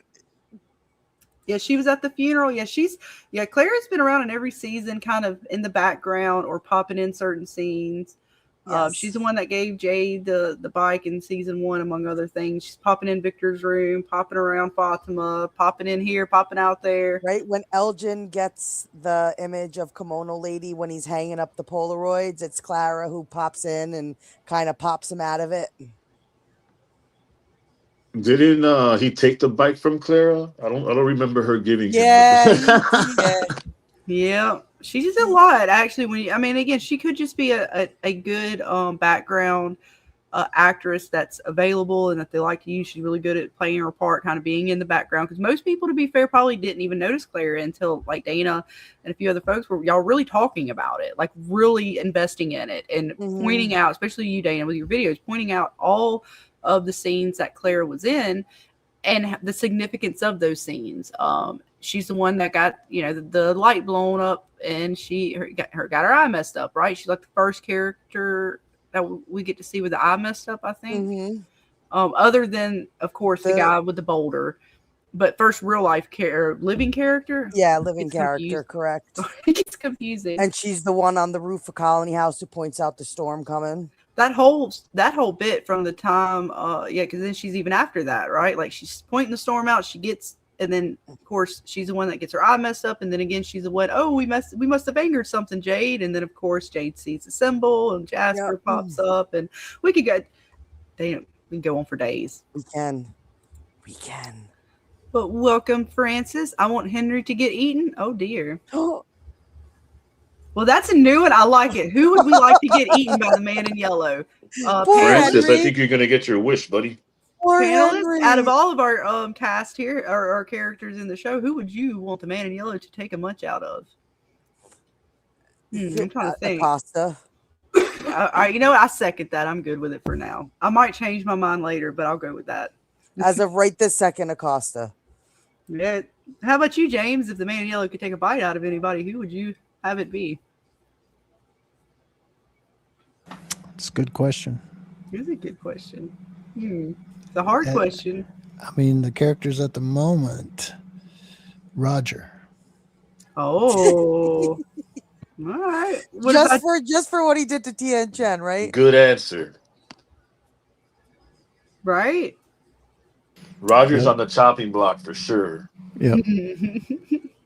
What about you, Mr. Ray? I didn't know until he said Roger. Like I think Roger needs to go too. Oh, Roger, you getting taken out. Roger that. Popped in perfect time. Roger, I don't think you have much time left. Jackson, are you thirding Roger? He seconded. No, I'm not supporting. I third that motion. All votes go Roger. Oh, poor Roger. Get him out of there. Let the whatever the voodoo totems or scarecrows, whatever you want to call the puppets, let them have Roger. Things out of the lake. Let them pop up on him.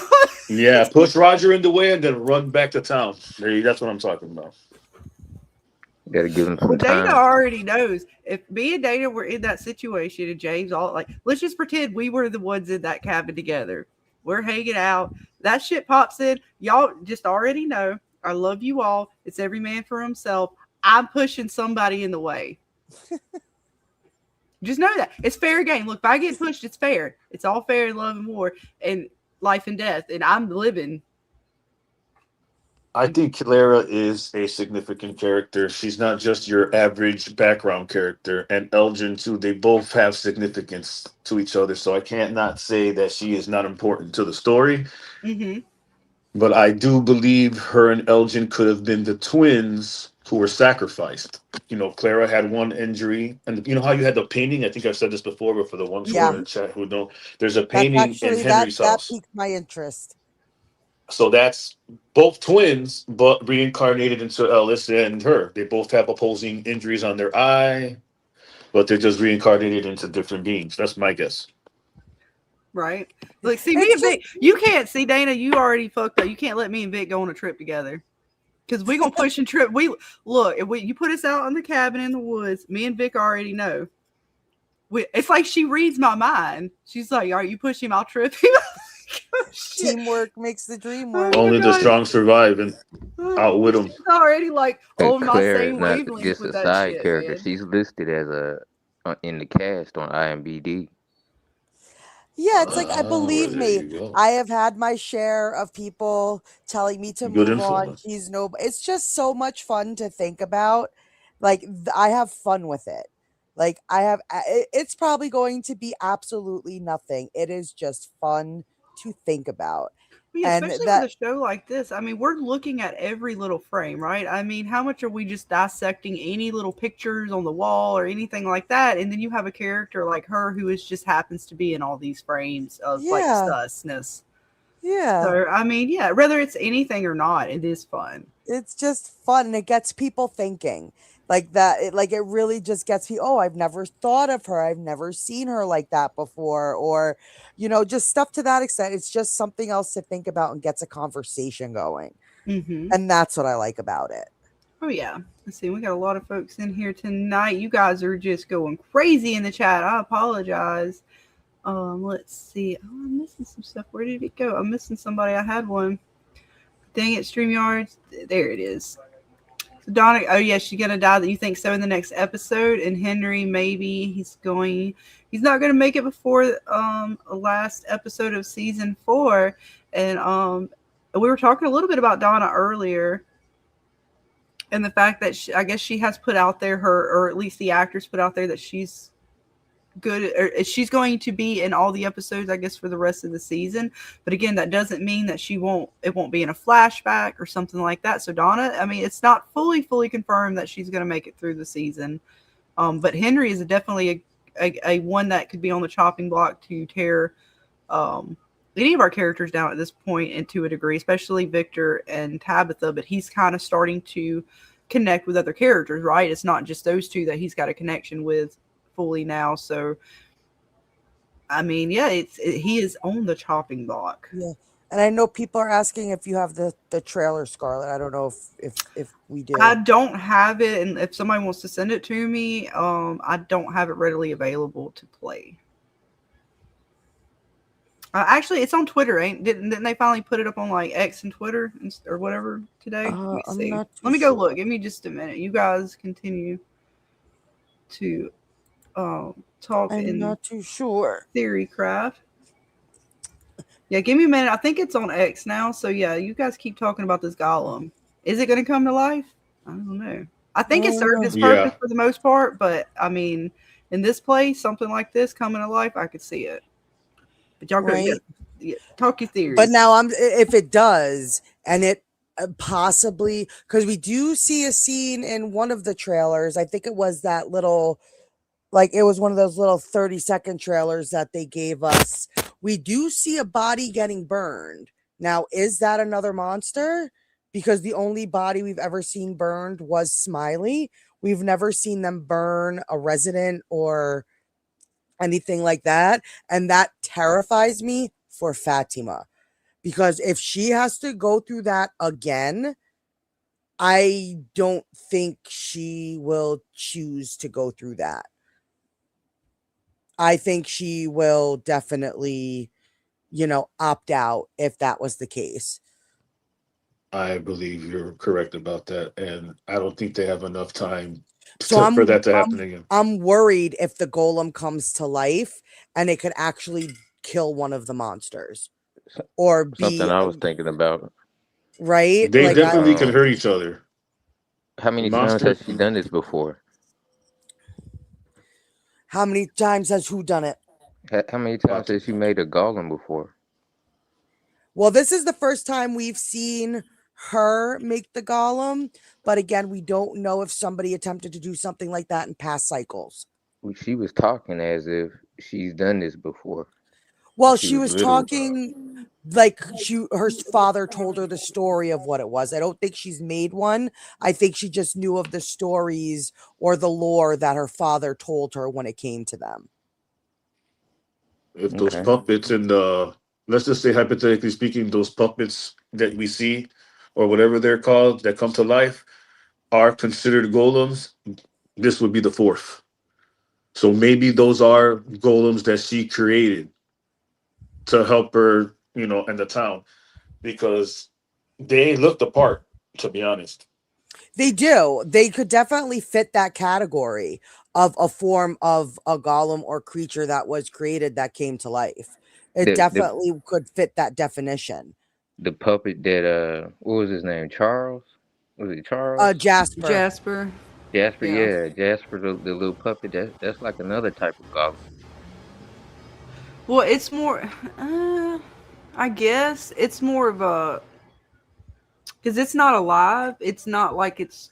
They haven't showed it actually being alive. They show it like in a spiritual sense, but not like the doll is actually still an item, and it doesn't show it alive yet. It hasn't showed it as something that's been reanimated in any way yet, other than of course they're showing it in a spiritual sense, like screaming at him. But that wasn't the physical Jasper doing it. It was just a vision of him.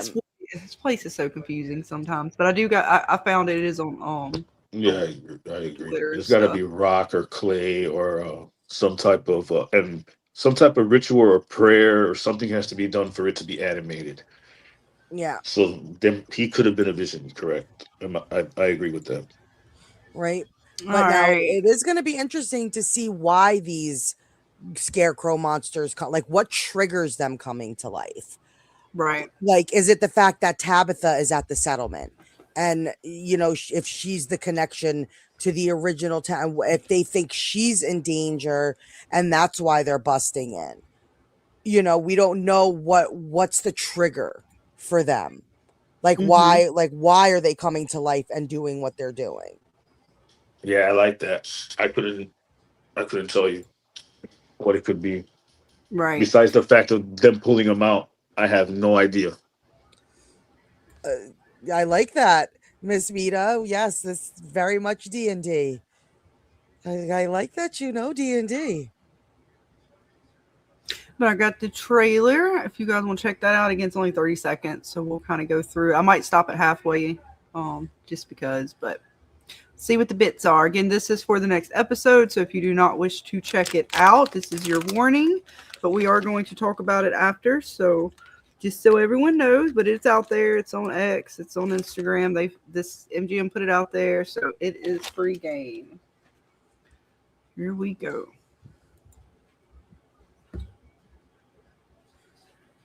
There's no sound, Scarlett. There's no sound? All right, hang on. I'll reshare. I know what I did. I forgot to put the share sound. Well, one moment, folks. All right. Stand by. That and that. All right, let me pull it back. Vic says she hates the golem story, and I agree with it, but it makes sense with the whole biblical stuff Sophia was saying also. Mhm. Yeah. All right, here we go. Try again. Take two. Show me what I used to know. Show me what's in here that'll help us lead. Is there something in that lake? Well, maybe. Yeah, I don't know. It's possibly. Possible. She's like, what's she talking? Is she talking to Tabitha in this moment? So, yeah, she's definitely talking to Tabitha there. What the hell else is in the lake, Tabitha? We'll find out. Right? What we need to be afraid of. I think I've seen them before. There's something old here, and it's feeding off our suffering, and it doesn't stop. No, she said not good. That's not No. good. Not good at No. all. Poor Marielle. She's about to let us know all the suffering. But I like how she says there's something old here. I like that. Sorry, hang on. The answers you sought come wrapped in painful truths. How does this help? How do I stop it from happening this time? Holy shit. Hey, you stop it, Jay. What the fuck that child say? I gotta go back. He said something about painful truths. The funny thing about that, Dana, is in everything I talk about, they're called the old ones. Well, I would imagine that's what most of the true ancient gods would be considered, the old gods, the ancient ones. Yeah, that's in the cabin in the woods. Mm-hmm. Yes, ma'am. And it doesn't stop. The answers you sought come wrapped in painful truths. The answers you sought come wrapped in painful truths. Oh, poor Jade. And there is the bit that we were talking about the other night. So yeah, they shoving him down in there. So do you think that's actually happening to him, or is he still tripping balls and that's just a vision? He's tripping balls. I'm going to go with the tripping 50-50. balls. I'm kind of worried, to be honest. I'm quite scared for Mr. Jade. What do you think, James? You think he's just tripping balls, or you think that's actually happening to him?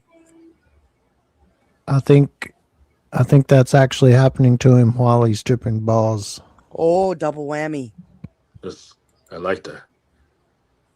Could be. It could be. Definitely possible. Who's for dinner next episode? We'll find out. The question is, if they did, why did they let Jade live?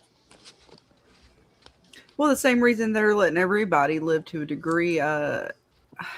Maybe. They let Boyd live just so that, 'cause they were trying to break him down. I mean, they let Boyd survive after Tien Chen. They just let him wrapped up there. So maybe they're just trying to scare the shit out of him. They got to get him scared. He was brave enough to come in here. They want to make sure he's truly scared before they feed on him. I don't know. Or maybe that fear is what they're feeding on. I really think Randall and Marielle can't die, man. But I could be wrong. I think they're being saved for something. So maybe she doesn't. But if she passes this episode, then there goes that theory. Looks like she might have did a little bit of story walking, unless it was just something in her mind. Vic says, "There's the milkman. Indeed, he's back. He is. threatened us. How dare he? I know, that damn milkman.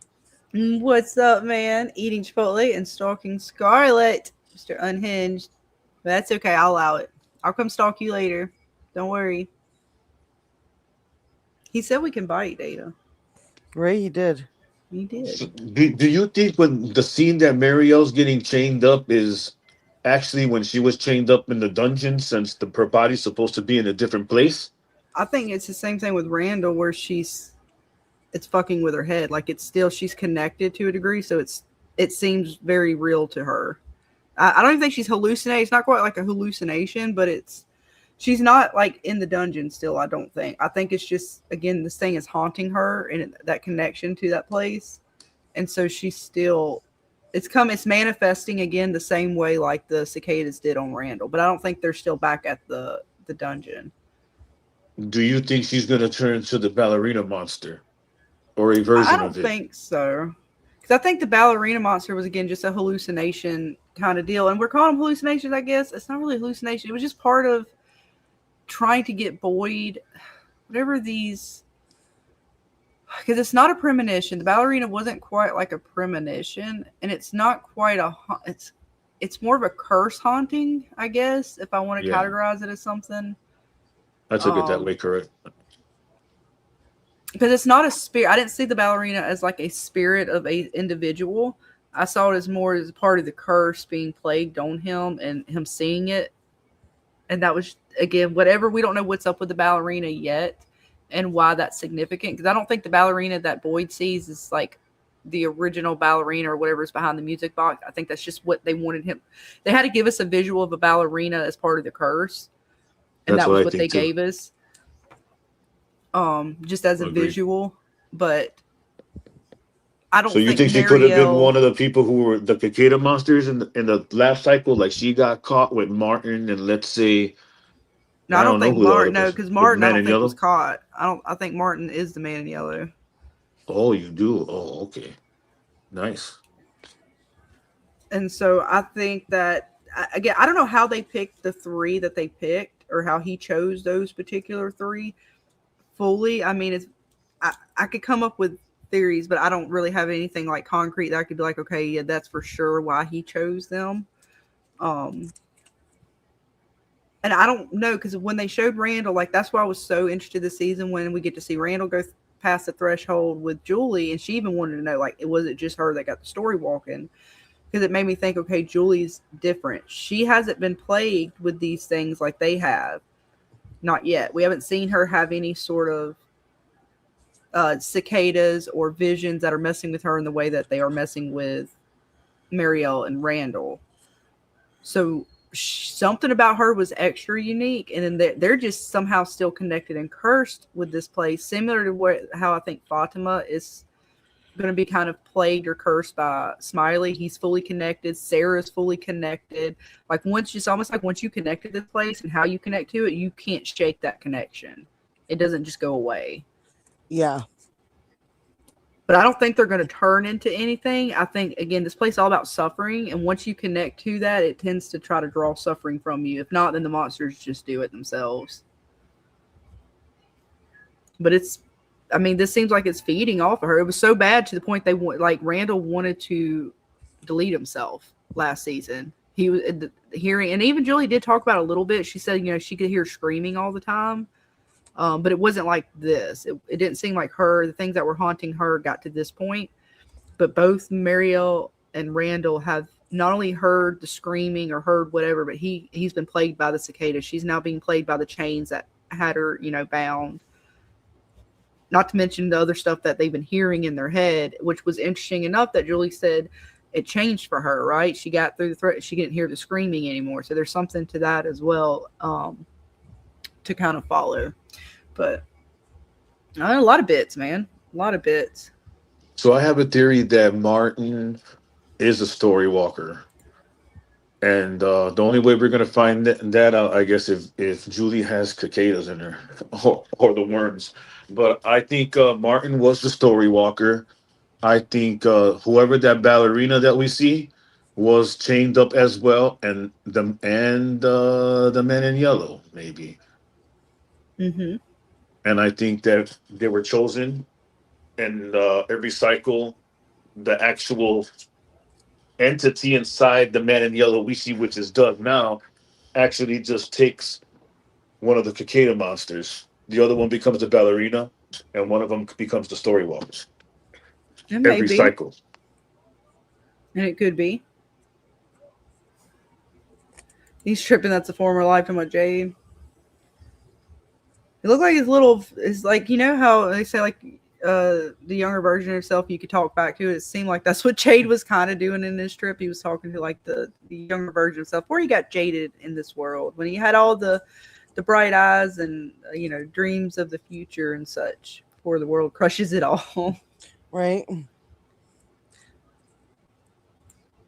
Sorry, it was 4-4 where the Manio looks like he is eating the liver. Yeah, he definitely was challenged. Looks like the same way she was chained up, the same scream and everything. Well, yeah, because the same thing like the cicadas, the way they came on to Randall, they were plaguing him the same way.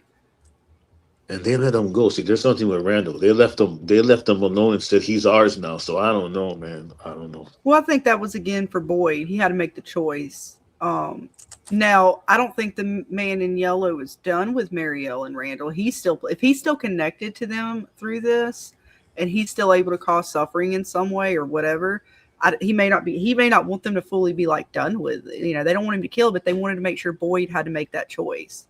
I want to make sure Boyd was going to. There in that moment, that was like the season of breaking Boyd down, and what else but to break down his leadership and say, okay, now you got to make a choice. So yeah, I don't know if they were ever going to really kill Randall. I think that scene was just about the choice and to fuck with Randall's head. But with him being attached to this, it could be that him and Marielle have a slight protection. And I say protection loosely, protection from the main or the town monsters. But if not from whatever they're connected to, it might be draining them. It might be, again, if this is happening to them, that's causing some suffering there. If it's able to pull from that and feed off of that in some manner, that might be why they're surviving. But who knows? They could be turning into something. But that is the trailer. It's got a lot of bits to it. Again, we're going to see what happens with our boy. I mean, she's talking about how this place is like feeding off of the suffering. And it's interesting how it pulls her, which was even more than what it's done to Randall. Yeah, it kind of flew around Randall and he fell down with the cicadas. But this like pulled her back. But this is also, again, Sophia, I believe, we might see her in the scene with this, which goes again to that connection that Sophia or the man in yellow may have to her and Randall. The same connection she has to Sarah and how she closed her eyes and prayed to Sarah to go drink some water and pour the cup back in. She could be pulling strings here as well. I can definitely see that. What's up, Percy? Hey, you Percy. guys. Thank you all for hanging with us tonight. Let's see. TCP says, I still think this is a simulation experiment by... what is that? AKA... yeah, that's right. The Dharma Institute. It could be. A lot of lost references. I like it. Dharma 2.0. It could be. It could be. Let's see. I got you guys on my other screen over here, so I'm trying to read. I dual screened it so I could still see the chat this time. When I brought this up on full screen, I try to remember the bits. Chipotle sounds good. Y'all talking Chipotle? Y'all talking about too much food in the chat? Damn it! I got pizza sitting over there. My husband went and got some pizza. I love Chipotle. I gotta go get some. I need to go get some pizza. All right.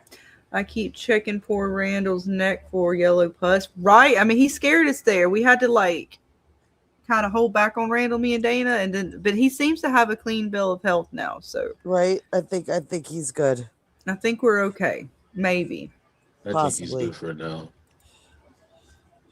I'm not cheating on you. I got Marielle on one screen and I got you guys on another.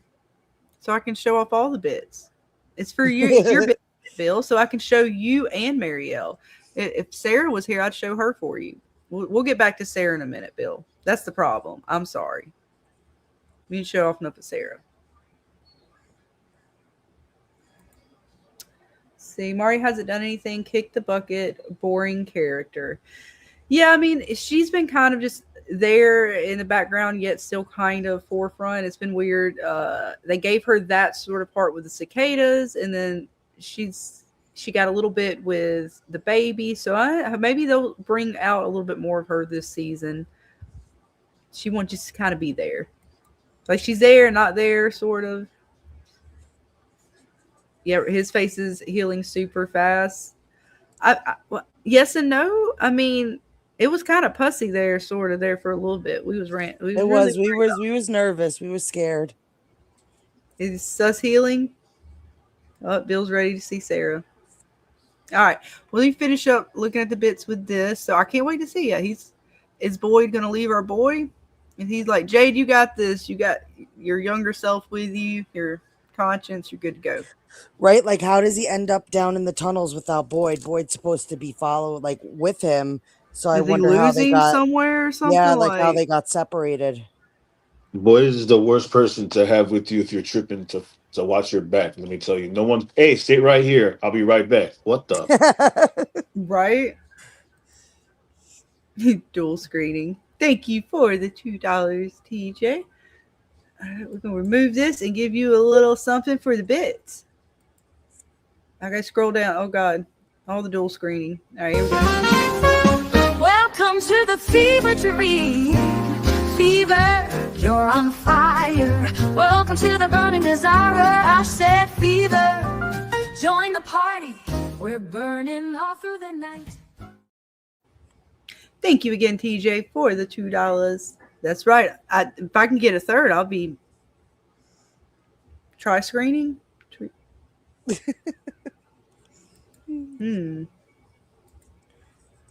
Right.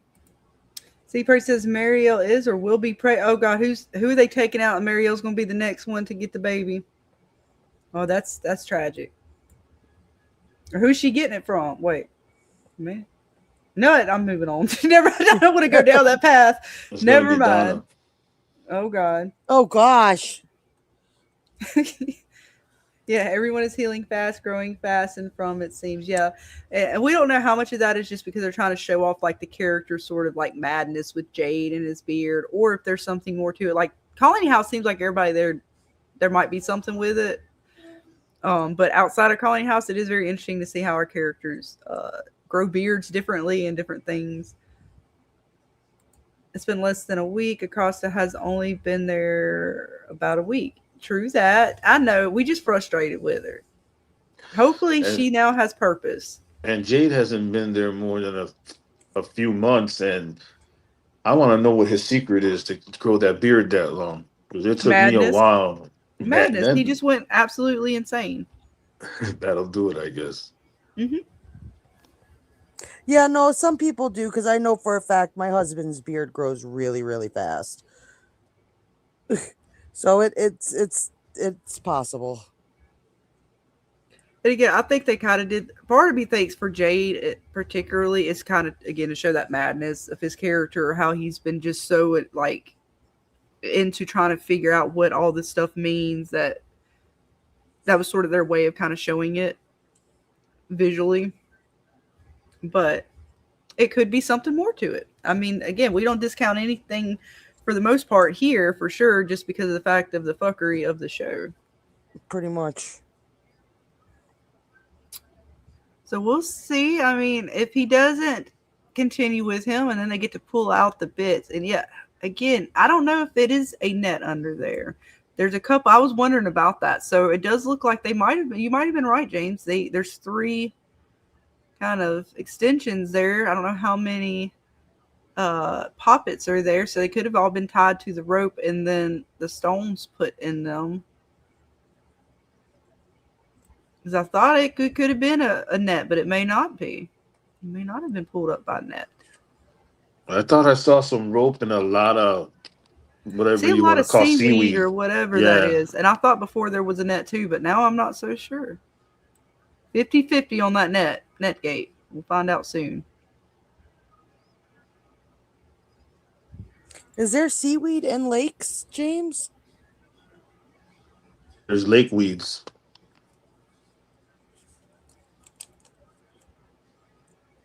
We lose James? Hey, look. Dude ain't even helping. Now, Dana, I would at least help pull the rope out. I mean, I didn't touch the rope. I might as well at least help pull them up. A lake is just water enclosed by land. So, well, not always. There's land. There's closed lakes and open lakes. Yeah. There's rivers that lead to lakes that come from. There's freshwater lakes and there's saltwater lakes. When I looked it up, they said there's 2 kinds of lakes: closed lakes and open lakes. Interesting. So, Lake Michigan would probably be an open lake then. Closed lakes are a majority of the time man-made, and open lakes just they tend to flow from other rivers, meaning like a river or like a lake to a river to an ocean, perhaps. Yeah. Okay, I got you. Thank you for the information. That's right, Bill. Just stick to the rivers and the lakes that you're used to. And Bill is silly. I'm not gonna go chasing waterfalls right now. Man. Straight. Don't go chasing them. Just stick to the rivers and the lakes that you're used to. They may need to chase a waterfall somewhere and find the Lake of Tears, though. They may want to go chasing waterfalls. Perhaps. But yeah, what else is in that lake? And they go digging through the bodies. That's an interesting bit. And Tabitha remembers something. We get to see her as a little girl again. She's remembering. So does that mean Jade was her dad? I'm not sure yet. It is interesting because they said they had a little girl together. If they're going that route, then that's darker than I want to actually go with the show. Right? Yeah, I'm good. Because Jade's from we seen in this trailer that I can talk about. We only see the violin kid that he sees, which could be tripping. But every time Tabby sees somebody, it's one of the kids, and Jade has seen former iterations of himself. So are they either all reincarnated children coming back, or are one a father, or let me say a parent and another a child? I'm sorry, I meant to bring that back up. All right, there. My bad. But yeah, there's the three things on the rope, and I'm not sure. I mean, because if she is remembering the stuff as a child, again, it is confusing because we see that version of Jade that's around this time period. But then again, they said they had a kid together, so I don't know. I don't know what the hell's going on with that. With this portion of it, how long Tabitha, if she was here as a little girl, or a version of her was here as a little girl, like how long she lived here before she made a pact. Is she? I mean, it seemed like she made the pact with the thing, but it's hard to say. It looked like she's remembering that from the point of view of the thing, not the child. Oh, so you think that's not her? That's not Tabitha. That Tabitha is something else coming down on her. It could be Tabitha from back then, but maybe she was one of those things back then. Maybe. First, I've been trying to tell y'all that Jade is Julie's father. Oh shit. Bill Chill says tripping on shrooms comes at a cost. Indeed, indeed. Yes, it does. That girl is a former life. Yes, it's like former life of Tabitha, Marilyn. Indeed, it could be. Pam Jam says her parents were witches. I'm telling y'all, Tabitha may be a witch pagan. Oh, she could be. Could be. Again, we're still unsure or clear of the original townsfolks, including Tabitha and Jade's original versions. So it's possible. Let's see. Let me go back up. How is... Oh, yeah. I mean, maybe if she... Did somebody story walk somewhere? Who knows? I mean, in this place... That would be interesting, though, if that panned out. I'm with Alice Cabbage Patch dolls stuffed with Lake Marsh.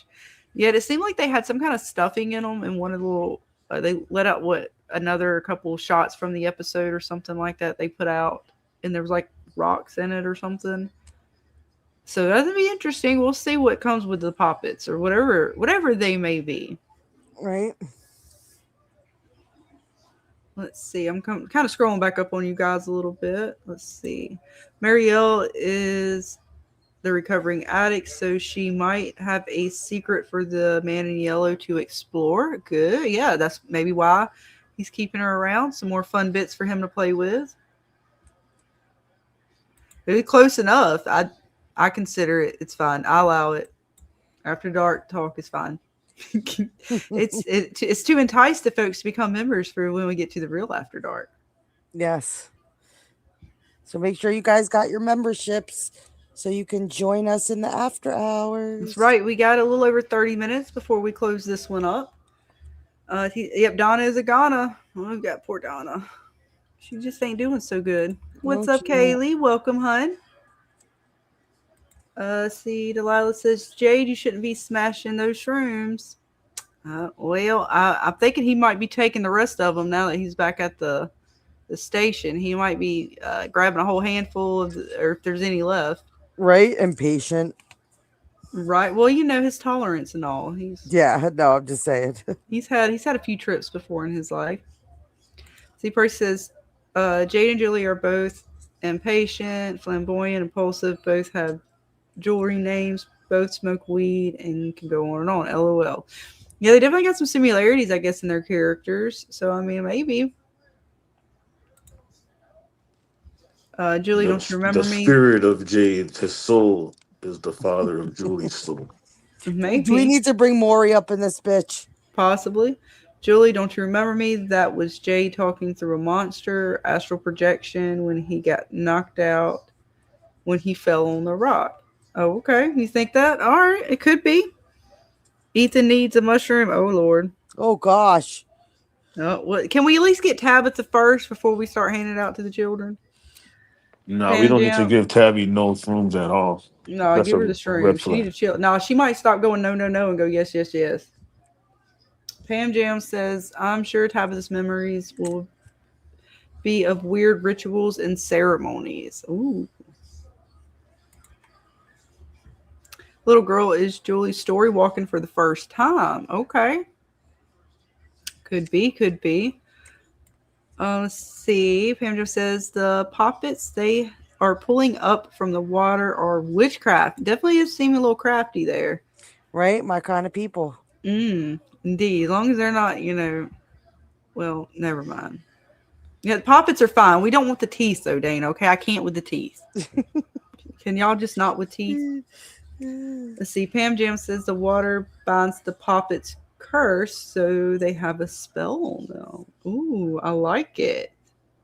I like it. And we got a $5 super chat from Knick Knack Studios.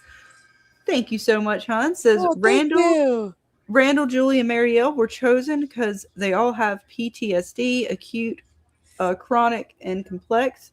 Complex is common in ballerinas, known to lead to addiction. So that's why you think maybe Marielle could be like the ballerina? Okay. I like it. I like it. I like it. I like it. You like it? Knick-knack. Right. We like it so much that we got some bits for you. Welcome to the fever dream. Fever, you're on fire. Welcome to the burning desire. I said fever. Join the party. We're burning all through the night. Thank you again, hun, for the $5. Yes. We truly appreciate you guys. Yeah, I mean, it could be. Randall, Julie, and Mariel were chosen. So, I mean, they do kind of all have a little bit of PTSD. So, Scarlett, I'll be right back. I just have to let my poochie out. No worries. But I'm going to drop the trailer and bring back the screenshot. So I'm bringing this back over here real quick. But it could be. I'm still kind of curious to see if they kind of divulge how it chose the three. Does Sophia come to her and while Marielle is strapped up like that and say something to her like, cryptic, of course, but kind of letting us know like she's still fucking with them or why she chose them or whatever. Like, oh, it was your kindness that allowed me to want to, or something. You know what I mean? Like something about her. Oh, you were such a something person, just like Randall and Julie. Yeah, I agree. Some little hint, perhaps. Oh, not those screenshots, these. But a lot of good bits. Y'all talking about Beyonce. Wait, no, Destiny's Child. Yeah, Destiny's Child. No. Let's see. My going theory from Pam Jam is the man yellow was summoned by those original townspeople because they were pagan witches. Indeed. Could have been. And again, what the original colonists, townsfolks, what they were believing in or what they practices and things and rituals that they had going on before they came to the new world, so to speak, and what they found when they got there and sort of combined with their rituals. If they were sort of into magic and things like that, and then they found some new magic from a new world, a new god or something like that. I mean, I can only imagine. Oh, thank you, Pixie. Well, nice. Well, you guys will be ready then. Yeah, definitely get your memberships in because after this one, we're going to have lots and lots more fun tonight. And we'll carry on the From Talk and things like that. I've got some nursery rhymes to check out and things for funs. Let's see. Ash says, remember the creator said they aren't going to explore the character's backstory, so the story is going to be all set in From, not the real world. And yeah, and I mean, backstories to a degree, like they do give us some backstory on some of the characters. They don't go like fully into depth, but I'm hoping that we get on maybe on some things we get a little backstory. I think we will. I think we'll get some type of explanation about a little more detail of the curse and stuff like that. But I think they're not going to show us anything like big time. They might save that for a spinoff. Who knows? Right. Like Donna, I don't think they're going to go into her full family history. Sarah, any more than we've already gotten. But, you know, the stuff in this world, even with the Matthews, like the people as far as like Tabitha, Jade, who have like a more complex character because they're kind of connected to this place with a backstory with this place. So, I mean, I would like to see that even with Boyd's connection now and Abby, like, I kind of am hoping they give us a little bit more with them. If not a backstory, something that explains why they're connected. Because they said that too, right? They're going to give an explanation of why people were pulled into this place. They know, like, they have a explanation for that. They're going to give us that at the end. So we know we're going to get something. We're going to get some bits as to a backstory or explanation as to why the people were pulled here. Yeah, but we're gonna get something. But it is gonna be satisfying, right? Or are we Well, gonna hate it? I sure hope so. there's never that's never guaranteed. So, right. Yes, the garbage pail trading kids cards. I do. I find it striking that after seeing the scary dolls, you keep them on land and don't throw them back into the water. Well, and you know, I mean, they also cut them up too. So I'm curious, like if it looked like from some of the images that they are going to end up ripping them open, like they were weighed down with stones. So if these things got ripped open, like did they sew them back up? Like I'm so curious to see what the hell's going to happen with these things. They're full of Jolly Ranchers. Something ain't right, man. This shit ain't adding up for nothing. But I'm sure in the end it will. Right now it's total chaos. And dolls are scary. Can be, they definitely can be. They look like piñatas. But definitely not. They're not kosher. I don't like them. And then, like I said, with her messing around with folks, like, is she going to get to go check out Fatima at some point and check out this golem? She put her hands upon the golem and change it to something, you know, I don't know. But we can't trust her. Now Sarah's all jacked up again. I'm sorry, Bill, but you got to get your girl, man. Look at that face. She's freaking out again. I told you I wasn't going to stay in the house. You can hang out, Dana, in the town. You have to get a hold of this shit. Wasn't Abraham's wife's name Sarah? Yes. For fuck's sakes. Damn it. See, it's too much, Dana. That's it. I mean, she ain't got to go in the box, but she got to go somewhere. Is that the one that turned into a pillar of salt because she looked back when God told her not to? Or is that somebody else? No, that was Sodom and Gomorrah. Talking about Lot's wife. Yeah, that was Lot, wasn't it? It was Lot. Yeah, she wasn't supposed to look back, and she's the one that looked back. Hey, you know what? Fun fact: they found a huge statue the size of a person made of salt. really? Yeah, 100%. They found it over there in the exact same spot, the exact same spot that it happened. Oh, that's interesting. Indeed. Very interesting. Yes, Bill. Like I said, Bill, you need to go in the front and get your girl, okay? We all voted for you to take care of her. Like I said, she ain't got to go in the box, but you need to go take her somewhere. That's a good question. Do you think we'll see anybody get into the box before this series ends? I think the box is done, but who knows? I'm going to vote no, but knowing that it's still a possibility. I swear. I think Boyd's done with it, though. I think the threat of that's over. Yeah, just leave them outside. We had to put them in the box. Put the man in yellow in the box. Well, I mean, he'll survive. But Yeah, Sarah, she need to chill, though.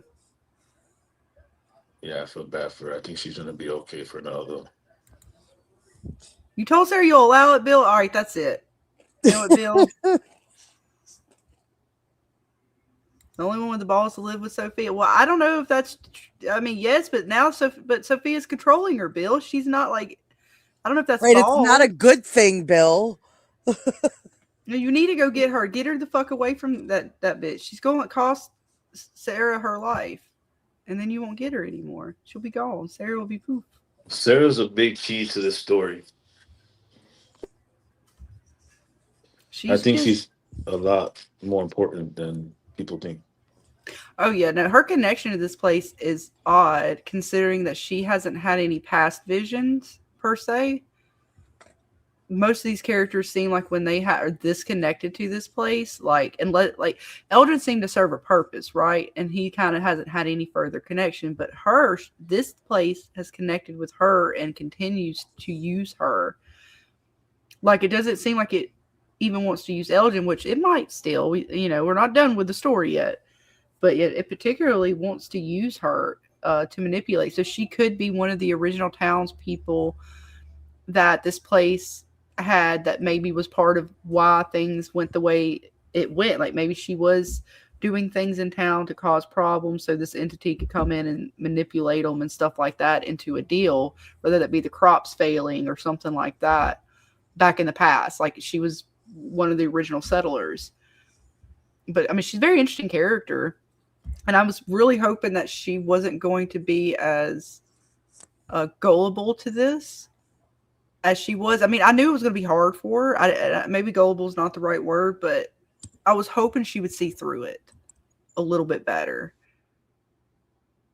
Even though I know it was tricking her, and Sophia's her only friend right now, and she's really wanting that companionship, and she feels bad and everything. I was hoping she would see that, like, either way, this place was going to do bad things, no matter what she did. Do you think, would you have the same feelings if, hypothetically speaking, they didn't reveal that Sophia was the man in yellow? Yeah. Or do you feel that because we know he's in Sophia? Yeah, because even originally when she was talking about wanting to take out Ethan, after that, and she saw what happened, and then even more so that she saw, what this place was trying to do with Fatima, I would have thought that she would have known, like, regardless, like, this place is going to have bad outcomes regardless of the choice you make. As a matter of fact, it's tempting you into making bad choices. And even more so, not even giving you a choice at all. Either choice is a bad choice. It did it to Boyd. So part of me thinks that she should kind of understand that a little bit better now, that it's literally putting you in a like between a rock and a hard place where there is no choice. And even this was a test, like, just going what you're saying, right? Like, we didn't know this was a test. We knew as viewers this was a test, right? Because we kind of see it coming a mile away. They displayed it to us as a test for Sarah. But if I was in Sarah's shoes going through this, I just, after everything she has been through and seen with this place, I would have hoped that she wouldn't have done that. Like, just the fact that she was worried that she would have given people a disease or a curse from herself by pouring the water in there, I would have been like, you know what? That would have been the moment, Dana. I don't go touching shit like the water. I would have went and told you or Boyd or somebody. It would have been like, hey, look, something's not right. Especially the relationship she has with Boyd, with the voices, right? Like Boyd, she went to Boyd with Fatima. And they were fucking with her with Fatima. She was like, hey, is Fatima okay? Why would she not go to Boyd this time? Well, we haven't seen her go yet. I'm saying before she did the act, like, oh, okay, she had time. She thought about it. She talked to Elgin. She was in the church contemplating what to do. She had time to go talk to Boyd about it. Now, I'm not saying like what she could, and then after that, what she would have done. Maybe Boyd would have still told her, well, let's just see what happens. But to still let Boyd know, like, hey, the voices aren't done with me. They're still plaguing me. They're still talking to me. Because that's almost like a warning of something to come. Last time when she told Boyd, right, he found they were able to find Fatima, maybe not in the nick of time to stop the birth of Smiley, but enough time for him to see what was going to happen, what was coming. Like, so they weren't blindsided, which they kind of were. But again, she didn't hold back in that moment. While on this one, I don't know. True. That's a good question. What do you think, Mr. Jackson?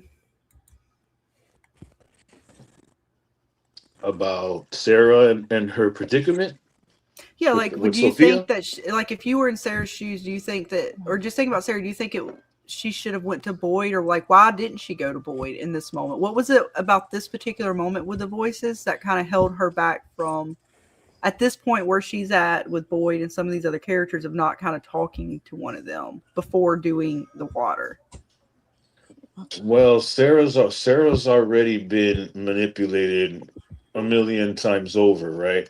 And Mm-hmm. she clearly, to most, pretty much described that she didn't want anybody to have to deal with it and have to carry the burden. And with Boyd, he's already, does something bad. Don't let him do nothing bad, because she's already did, for a couple of examples. So I think she's doing it because she doesn't want anything bad to happen to the other people. Now, the reason why she didn't tell Boyd at this particular moment, because he wasn't around, wasn't he? She couldn't have ran after she did it, after she talked to Vodka, because the only one that was there was Well, no, Sophia. before that, though, she had time, right? Because she went to the church and sat there and contemplated. She had enough time for Oh Elgin yeah, to she was walk in talking and to have a whole Elgin. conversation with Elgin about it. Yeah, but she was scared though. She was really afraid, because even when, if I remember correctly, when Elgin walked in and she's like, "I gotta go," it wasn't because she was disappointed in him or for what she did. It's because she's afraid of what the voices might tell her to do. I think is how I took it. Mm-hmm. And then when they Yeah. started talking, she started explaining it to him. So I personally think that she is trying to keep it from people, which means maybe she wasn't going to tell Boyd anyway. But I think we didn't get enough time to see, because Jay started tripping, and he Mm-hmm. clearly didn't start tripping after a lot of time. So I'm thinking in real time, it was only a couple of hours during the day in the episode. So it couldn't. So we didn't really have that much time during that for them in real time to do anything. They were so far apart at that time. I mean, were they? I mean, she ran to him for Fatima. If she was around the diner, he was in and around he was between Colony House and the police station, because he came back to the police station at one point, but he was between Colony House and the police station throughout the episode. I just found it weird that she chose not to go. Like, the only person she talked to about it at all in vagueness was Elgin. I can't remember exactly what she asked about Kimono Lady, and she was worried about. She said the voices might be messing with her again, but I can't remember, verbatim what she told him about it. I just found it interesting. Out of all the people, Elgin's the one that she's talking to about it, and not Boyd. When the last time the voices talked to her, like, the first person she went to was Boyd, because he's the one that's always kind of believed her when it comes to this stuff. What about you, Mr. Ray? The only thing that I can think of, like I said, it's a good question, so I'm not exactly sure, but the only thing I can think of is maybe she feels like she kind of protecting Boyd, because he's going through a lot already. She don't want to bother him with something like that. That's the only thing I can really think of. Right. And it could be. Like I said, I found it interesting that she didn't go to him and the only person was Elgin. And I do James, too. right? Like, it just, and again, it could just be a timing thing. She's freaking out and she doesn't want to go bother him. I'm not sure. What do you think, James? Any thoughts on why she kind of chose to sit here and play this out the way she did this time, as opposed to the last time she heard the voices? Part of me, and I've enjoyed the writing all the way through the series, but part of me kind of thinks it wasn't great writing, especially with Elgin just going, "It's just water, I mean, what's up?" And really, Elgin, it's Yeah. just water. You almost drowned. The Kimono Lady, all the water stuff that happened with you, Right. Got just your with eyeball fucking just with the poked out. Fatima stuff, much less getting your eye thing being cut out by the girl that you're talking to. There was water stuff involved with the shit that he did, as far as in the bathtub and the Kimono Lady stuff. So to me, it's a little bit awkward, but if anything, going back to Victor in the tent sheet fort that he made, and he brought her in. She said, "What are we doing?" He's like, "I'm trying to remember stuff," because he had that suitcase that he had buried full of the people's stuff he gathered from the massacre, right? And so they were about to go through it, and he said, "It's scary. I might remember scary stuff, and you're the scariest person here, so you won't get scared." And she had this look on her face like, "Well, fuck, you know, nobody loves me." So I think that plays into why she accepted Sophia in, because she has no one. Everybody has kind of shunned her. So she brought Sophia in, and it plays into well, Sophia fell into the pool, so she realized, hey, the one person that talks to me, is getting hurt. And the voices said that someone would get hurt every day she doesn't do it. So it wasn't that just Sophia got hurt. Someone else was about to get hurt the next day if she didn't do that. So why didn't she go to Boyd? Again, it kind of is awkward, right? There's Right, like to me, it doesn't fit the character that she is at this point in the story. I get why she didn't in the beginning, right? She didn't tell anybody about it when the voices first started talking to her, but she's been through so much with Boyd and the mysticism of this place, and talking about the voices, going to him about Fatima, that I would assume that before she went through with it, she would have at least been like, "Hey, can you sit down in the diner with me, like, see what the fuck happens or something," even if she still went through with it. Just, I don't know. There was something weird about her not going to like a Boyd or something that threw me off. I was like, we're backtracking. and okay, Scarlett, a good question is, let's say she did. What do you think Boyd would say? Well, and see, I'm not sure. I'm curious if he would have, because like with Jade, he told Jade to go through with the tripping to get answers. He might have wanted to sit in the diner just to see. He might have let her do it just to see what would happen, or to see who got hurt. Like, let's play out. Let's see what happens if you do nothing. It still could have played out similarly, but then Boyd might have been able to look and be like, okay, why did it go after her? Why? I don't know. I'm just curious if Boyd would have been able to see something by sitting in there, and I don't know if it would have helped anything or changed anything other than to let Boyd know that there's something else going on. Because if the voices are still talking to her, it's more of the warning of the voices than her changing anything. Right. I think, it may help answer the question is, what would he have done? And she even knew there's no reason to tell Boyd there's nothing he can do about it. And maybe that's what she was thinking. Maybe. Because I'm trying to think now that you asked that, because I didn't think that far ahead. So I'm trying to think, like, what would it have done? Like, maybe even after Sophia got hurt, he might have been like, still don't do it. Let's see if somebody else gets hurt. Like, right. Let's call it bluff. Because he's kind of on the edge now. He's like, fuck it.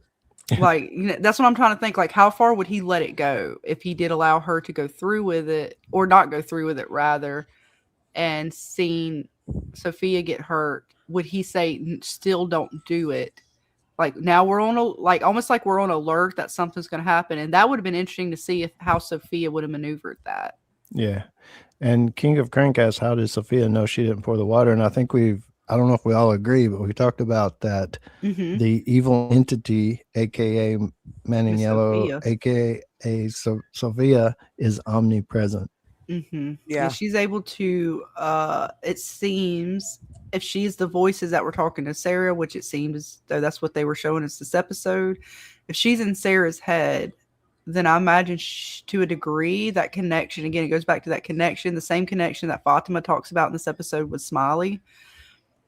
That he can feel what she's feeling. So whether she's able to see through Sarah's eyes, or feel that, knowing that Sarah's kind of feeling like, okay, I didn't do it. Like, she's just able to feel that emotion through her. It's something with that connection that she's able to understand, like whether she's just thinking it, feeling it, seeing it through their eyes. There's a connection there somewhere that's letting her know what she's doing. At least that's the way I see it. I agree. I see Sarah walks through the town like, I know they don't like me, so what? Well, the way Boyd is right now, if she came to him, he might be willing to tell her not to do it just to see what happens. Maybe like 1, 2, or 3 times. Right. We'll see how far these. We'll call their bluff, kind of deal. Like it's fine. It's the new girl. Nobody cares about her yet. Let's see who else they push. Yeah, she's like, all you did was break your arm. We can fix that. Right. That ain't that bad. Right. We don't know you. Right. How we know Do you you didn't just think that trip? Sophia will make? Go ahead, Jax. I'm sorry. Do you think that Sophia will have Sarah take the talisman and hide them? I was thinking about that. To tell you the truth. But I don't know if Sarah will be willing to do that again. Knowing what she went through with Toby and, Kenny's dad. Knowing what she went through with her brother. I think if she's asked to do something like that again, she's going to rather opt out.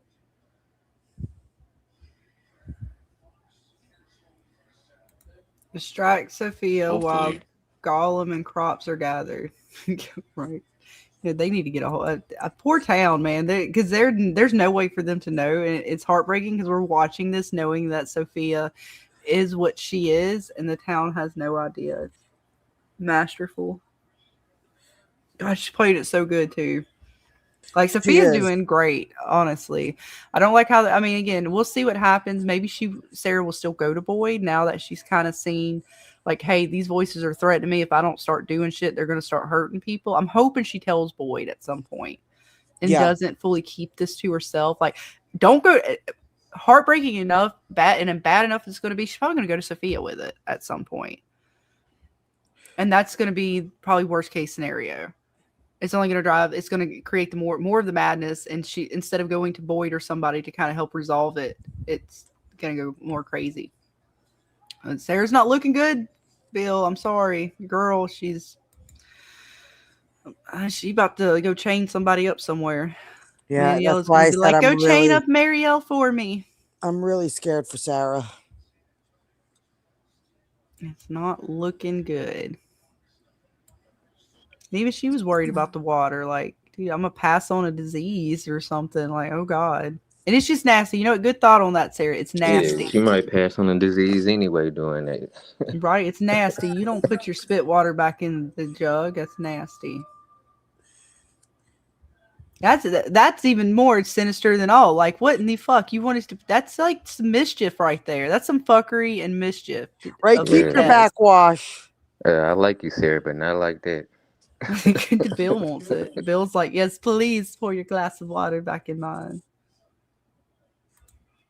She is forced to act under pressure and time constraints. Indeed. And I feel for her because I really was hoping she was coming around. She seemed like she was. I mean, she was trying her best to fit into the town and do what she could to help out, even if some things were, brutal. Yeah. Oh no. Bill, chill. She's into that. What I could do with you, Bill? You're just as bad as we are with Randall. I know you're worse, actually. You might be worse with Sarah than we are with Randall. Wait till you see what they're gonna have her do next. Oh, don't tease Bill with it. Does he know? I mean, he's probably already knows what she's doing. Who is she going to give the screwdriver to this season? Scarlet. What? That's her weapon of choice, Dana. I didn't make the rules. You make the rules of the game. I can't help it that she likes to screwdrive people. Screwdrive people? I don't know. Sarah gonna start working in the diner. They're gonna start getting all this special meat all of a sudden. Oh God, all the meat. Oh God, I can't. Yeah, y'all want the special Well, Bill today? doesn't mind if she, handles his meat. I'm sure he's got lots of got a lot of meat for her to work out. Oh God, you guys are. But I don't know if you want her screwdriver though. I don't know about that. That might not be good for the fantasy, Bill. Yeah, that screwdriver is something else. Oh God, he said what comes next is my favorite part. Oh fuck, never mind. Maybe he does like it like that. The toolbox. What? What the fuck, Bill? I'm sorry. I think it's out of context, but it's great. And that's what the But that's they what do the have man a in yellow Polaroid said. camera. You know, take all the images. Oh Lord. I can't. I don't know if she likes sausage. Yes, folks, since we are coming up on the 3-hour mark, this will definitely be the kind of conversation that we'll be leading into for the members only stream happening here in about an hour. So after we end the stream, it gives us enough time to reset, go kind of have our little bathroom breaks and such, and get ready for the next one. We might even start it a little bit earlier than it's scheduled, just depending on how fast we kind of reset. But nonetheless, you want to be a member to hang out and participate with us. So definitely get your memberships in if you have not already. Yes. Let's see. I'm sorry if y'all hear music in the background. I was just playing something. I'm like, oh God, you know what he's watching. Let's see. What else do we have? What other bits to go over before we close out this one? Let's see. So again, yeah, I'm still kind of waiting to see about this here ring. Girl Sarah's jacked up. Fatima might run into Smiley. That could be interesting. And our boy here's going on a trip. I can't wait to watch and see. I kid you not. If Smiley calls her mom, I'm dying. I'm dying. I'm done. I'm done. If Smiley turns to her and goes, "Hey, ma," I'm losing my shit. Right? And he just, hey, mom, what's up? Right? Jade and Tabitha would be a cringe romance. Well, it's funny enough, the whole way through, we were talking about how we thought they were going to get together, and then it turned out they were possibly together to pass life. It's like, oh, poor Jim. Poor Jim. Yes. Do you remember when everybody hated Jim at one point? Yes, I was one of those people. I remember. Yep, I still am one of those people. Well, I've come around a little bit. I haven't. Vic The writers has feelings. I liked him from the beginning. It's the cool. I fandom is understood very. Jim from the beginning as a parent and in the odd place, so I can't blame him for the stuff that he did to Victor at the beginning. That's Well, I've not come a really long what way. annoyed me about him. I've come a He long was way just for annoying. Jim. I had there were some things that I did not like about Jim, but now after all the bits have been done, I kind of feel for Jim a lot. Especially when we went back and watched certain scenes and stuff, I was like, oh, okay, maybe I feel bad for Jim a little bit. Vic says she still hates Jim. Yeah, Vic says she's got her feelings. Right, Vic? Great minds, Vic. Great minds. Oh, she said, nah. When I write you off, it's forever. She said, you out, Jim. I can relate to that. Tabitha deserves more hate than Jim. Well, no, Tabitha's not necessarily great herself either. Maybe it's because I wanted Jim to be more. Maybe it's just because I like Jim. So, there's a fine line between love and hate. But I don't know I can't speak for Dana and Vic, though. I'm speaking for myself. I think Jim was a better parent. I'm on the fence with that. I mean, they both could have done a little better. I'm willing to bet some money that it's Tabby's fault Thomas fell off the table. I have no idea. I'm not taking that bet. I bet we'll find out before the I don't know about the season, but maybe before the whole show ends. I bet we'll find out. You think so? I hope so. You think we'll find out whose fault it was? Yeah, I think we'll find out what really happened.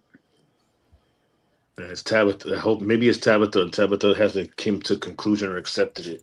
That's what she has to I accept. thought the way they talked about it was she had to answer. They were changing the baby, and somebody had to go answer the phone or something. And the baby rolled off, but I didn't know. I can't remember if they said Jim was changing or she was changing the baby. And I'm trying to remember because they talked about it, but I have to go back and remember the conversation. From what I recall, I believe they both went for the phone. So I don't know which one was doing what. They both went for the phone, and that's when the baby fell, I think. Right. I can't remember the full conversation. Like I said, they told us some bits about it.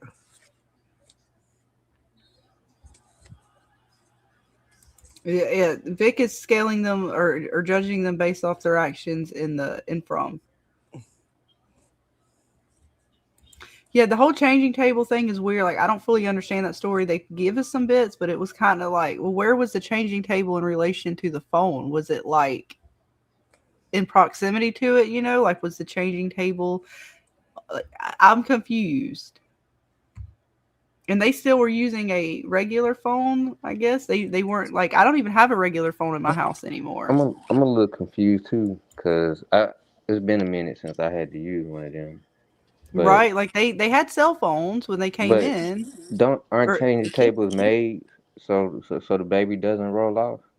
well, the one I No. had has the strap that it actually straps them in. It's like a Yeah. little, almost like Yeah, a little rule seat number belt. one is just like Vic said, you never turn Well, no, away I would or still never look away turn from the away, changing but they table. do Yeah. make the little thing where it kind of straps them in, I guess, if you want. It sounds like it just goes around their belly and it like buckles in. But that still don't mean that they can't get out of that. That gives you enough safety so while you're grabbing like the diaper or whatever, it's just so because if they're tossing, which to be fair, I only used the changing table on my kid for a very short period of time because I've honestly, never used one. once she started moving around, like really started thrashing and stuff with the arms Yeah. and the legs, yeah, no, that was done. We just I'm went not I'm straight with not a trying to mat be on the funny, floor. but how high is that changing table? Because Well, they're kind of high. I mean, even mine was a little high. Like the one that my kid still had, it turns into a dresser. It was a like changing just table, one fall dresser like type that deal. normally wouldn't kill a baby. I know see their whole situation's a little weird with that. I mean, it could depend on how the baby fell.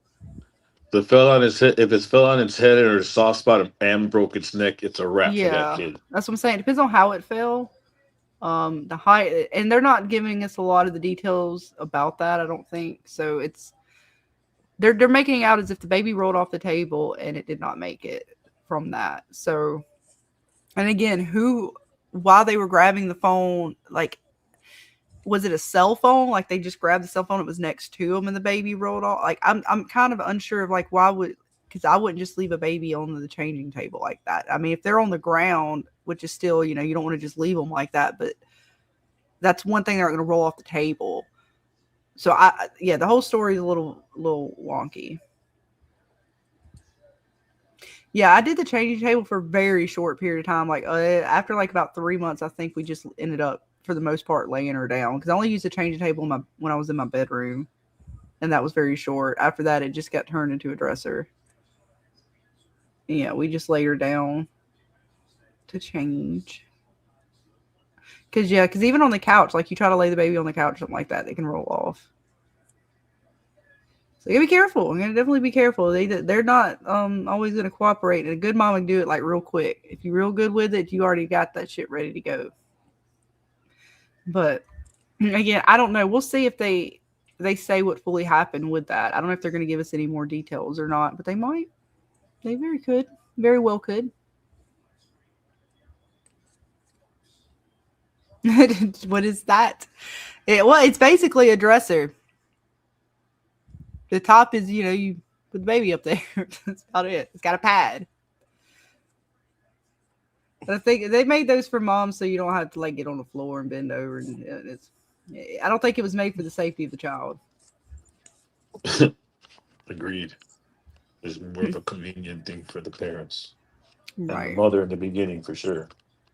So with the bending and all that Right. stuff. Like I said, I used it a very short period of time, and not even like every use. That was a very small uses. Only when I was in the bedroom, and then after that, I was like, nah, because it didn't work out. Like you're trying to sit there and hold the baby up there, and it's not always going to work out if they're moving around. You're trying to grab bits. Yeah, just put them on the ground. It's fine. Get you a nice blanket or a pad or something. Put them on the floors. They're fine. Keep your floors clean anyway, so you're good. Oh God, your wife shouldn't have left the baby on the changing table, Jim. I put the Jim part, but That's yeah, a good one.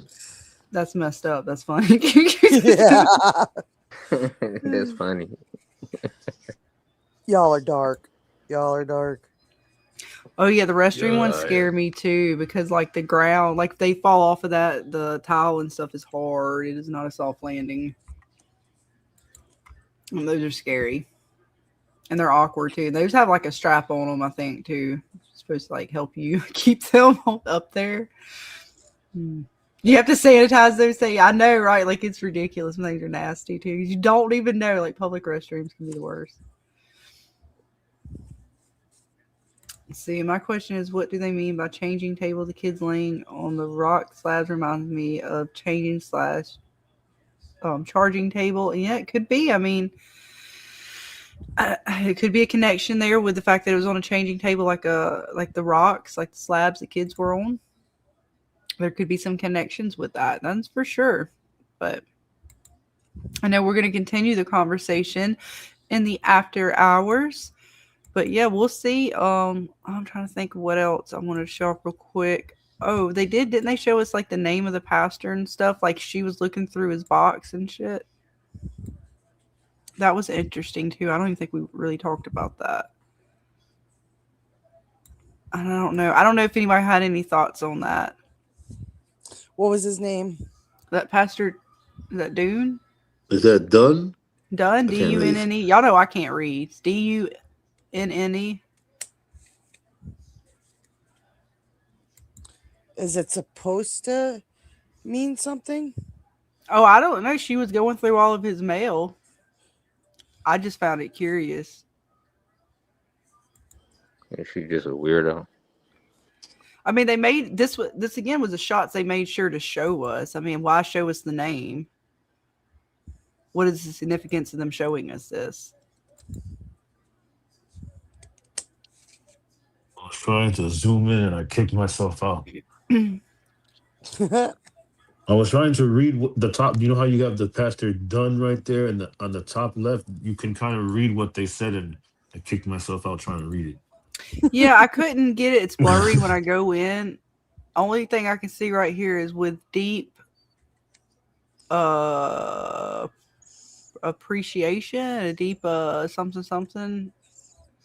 I have to go back and see. It says seeing potential in me. Something about seeing potential in me. My deepest appreciation. Somebody. Robert wrote it. It's the R-D, maybe a T. That's why I said Robert, possibly. That's what I was trying to figure out. I couldn't get it. I have to go back and see if I can get some better ones of it. But it mostly just focused on like the name, and it kind of had that in the background. And she was holding up the letters, but see, it won't. The more I scroll in, the blurrier it's going to get. So that he is was interesting. again. I would like to read that. I know, like. Why are they teasing us with this? Like you're like making note to show us the name of the pastor. Like why does that even matter at this point? Other than the fact that we just want to know a name of him. But I mean, like, why is it such a note? And why does she want to look and know? I mean, I get to know about him just so she knows about the guy a little bit. But for the way they're showing it to us made me think that there might be something else here that I'm not catching on. I don't know if anybody else was like, oh, okay, well, that, is the name of this, and it could possibly mean that. Like, I don't know. It was something they showed us, but didn't seem to have any connection to anything other than her just looking at it. And if it had just been her, like, it was something about the way they wanted to highlight the letters and his name that made me think there's more to it than, okay, they're just showing us the fact that she's looking at this stuff. James, do you have any ideas? Is there something more to this box of letters from the pastor and the name, or is it just it is what it is at face value? I think it is kind of what it is at face value a little bit, but at the same time, it tied, to me anyway, it tied into how she loves to just have some artifacts from someone, the keepsakes of the people from the massacre. Well, the pastor is someone that is gone. She killed, if that's a word I can use. So these are artifacts, just like the glasses she's wearing or the stuff that Victor collected. Why do they collect stuff from people? It's not just teeth. Victor collected a watch and a cigarette case from this one lady. Different things like that. So I think it's kind of tied to that she just it's part of the game, part of the playing with people. Mhm. Just something from a person that has been unalived. Okay, I can see that. What about you, Mr. Ray? Any thoughts on these letters here?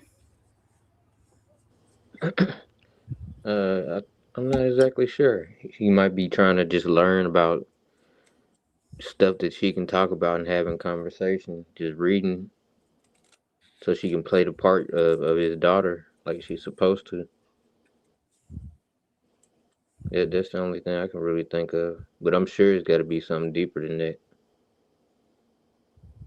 Right. It's curious to see they put them out there for us in the way they did. Again, I like the fact that you're saying, James, it just goes back to her wanting to have that kind of like collector connection with items and from people and collecting them and stuff like that. Again, if they had just showed it with her just kind of looking at the items and reading like they showed, let's see, this shot, I would have just thought, okay, she's just reading it, she's just trying to get to know it. But I just found it interesting that they showed us these shots in particular. What about you, Jackson? Any thoughts on these letters? Are they at face value for what they are in the scene, or is there something deeper to them?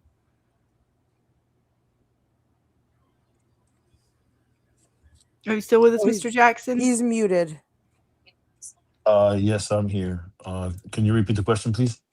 What are your thoughts on the letters from the pastor that Sophia was reading? You think they're just what they are at face value for the scene, or is there something deeper in them showing us like the name of the pastor, or I is it just her mean, collecting facts about from him? what I know for the name is Gaelic or Irish for dark or brown.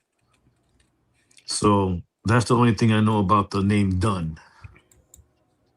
Mm. So I don't know if it has any meaning towards anything, or if that's just his name. Mm-hmm. But that's the only thing I can put together in the two. Okay. And yeah, you are saying is it two R's or two N? And I'm not sure because his R over here on this one, whoever wrote this letter that wrote the pastor, that R doesn't, the N's and the R's don't match. So it makes me think that's an N. Yeah, I would go with an N or two N's there. And they have to be Done. somebody older because younger people can't write in cursive. The pastor was done for. Was done for.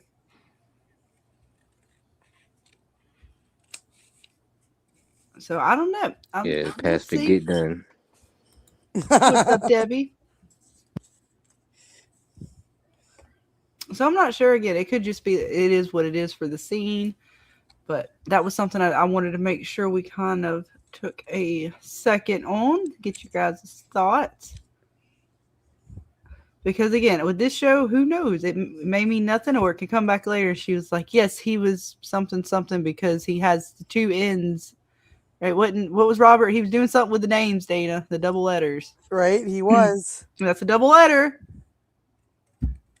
Right? I don't know. Yes. All the meanings and this trippy chick here and her causing all the suffering for your girl, Bill. Your girl, she suffered hard. She's freaked out. And this was just, oh my God, what's wrong? Oh no, Sarah, are you okay? Oh, you bitch. Right? I don't think you ever have to worry about Sarah. Sarah's a soldier. I'm worried about her. She getting in with a bad crowd, man. She's getting in with some bad folks. She's taking one for the team, according to Bill. She's already taken enough for the team. She don't need to take no more. She's taking all she needs. Right. But we are going to get ready to wrap this one up. Any final thoughts for this stream? Again, we'll talk more theories and bits in the after hours. But any other things you guys want to talk about? Because I do have one more note, but anything else you guys want to note before we close this one down? Dana? Yeah, no, we pretty much covered everything. Mr. James? No. Mr. Ray. I'm good. How about you, Mr. Jackson? Anything else you want to kind of note out from the episode before we wrap it up? No, I'm good. All right. Well, one last thing I want to point out to you guys, and I know we know why Sophia was here at the pool in order to jump in, but I found it very interesting the way she was looking at Dale's body here before she took her plunge. I don't know. It means nothing other than the fact that she creepily looked at it, and I'm just noting the fact that she was watching it. Right. And I don't know what it means, but that shit's creepy to me. What the fuck is she doing? Is she admiring her work? Did she send him there? I don't know. I'm just curious on that bit, but we'll talk about it. She's being strange. She's committed to her role as an actress and in Fromland. Right? It's creepy. Yeah, She directly it's was creepy. staring that down. So, because you can see, like, that's the rock right there. She's just like, oh, I can't tell if she's looking at it like, what is this? Or if she's looking at it like, masterpiece. Yeah, if I was in Fromland and I seen her doing it, I have to ask her, like, what the fuck are you looking at? Dash says she's thinking how she's going to get his tooth. Perfect. I love it. It's great. You get a star. I don't used to give out stars. You get a star for that one. That was great. I loved it. They did Dale bogus, but they pretty much did make him a permanent fixture of the pool by covering him up, though. That was pretty bad, though. Right? Man, she wants to eat his liver. She's contemplating. Is it still fresh? Right? Yeah, she doesn't get Dale's liver. She's mad. That might be why she really failed. She trying to hop in there and get it. Oh, no, I got pushed. And she gonna come back later at night and try to dig his ass out. Just like Vic said, he did it to himself. Right? Right, get No, one of he's them not. big silly straws and just find a crevice and Sure. Did we talk about that with the monsters? Like they would just keep coming and like drink from him like a fountain and shit. Yep. She's coming in now. Oh my god, Dana. It's as dark as we thought. She might actually go back for some Dale meat. Right. She's like, well, he's just sitting there. All right, going to waste. Right? Right, the liver that got good away. meat. Oh, right. Yeah, Somebody they had to should have cover told him him up. that the trees move. Right. Which is curious too, because if the monsters wanted to at night, they could have dug him out and like displayed him and shit to fuck with them. And they have no problem with him remaining in the cement, but we'll see if Miss Sophia here has other plans for Dale. Which what I'm curious about, the way she's looking at him, like, is she gonna dig his ass out or something? Like, what in the fuck is she doing? Like, I know she's looking at the pool, but she seemed like she's eyeing, like she got her eye on that. I'm liver and Right. onions. Eye on the prize. She's like, oh, the one they call Dale. Right? A little Look like sliver liver and of onions liver. is a thing. I mean, she might be of that kind of flavor. That sort of kind of crazy of a certain someone. That She's a likes liver and tremendous onions. actress. Like, honestly, like, she's real good. Oh yeah. But all you guys, definitely become a member because we are fixing to wrap this stream up for tonight and head over in less than an hour. We might even start in less than about 30 minutes or so. We're going to be in our Fever After Dark members only stream where we'll continue to talk about the bits. I even have some melodies or rather nursery rhymes to go over with you guys for fun. We did tongue twisters last week, which we can still go into some more of those. We got games. We got more theories and bits that we can definitely talk about. I got clips. We got things. We got a whole night full of fun. So you guys don't want to miss out on that. Definitely become a member and join in the fun. Otherwise, we will see you guys Saturday night on Dana's channel for our pregame show where we'll hang out, talk some more bits before the show, get our final thoughts. It'll be our final countdown before the episode drop, and then we'll hang out, sync our devices. We won't show the episode on stream, but me and Dana will be on her channel on stream, sort of talking about the episode as it plays, as we watch it with you guys. You get our first reaction to the episode. Yes, and if you don't have a way to watch the episode, Real Delsenia will be showing it in Reel's Discord, and I'll post the link in the chat tomorrow as the episode airs, so you can go and watch it if you don't have a way to watch.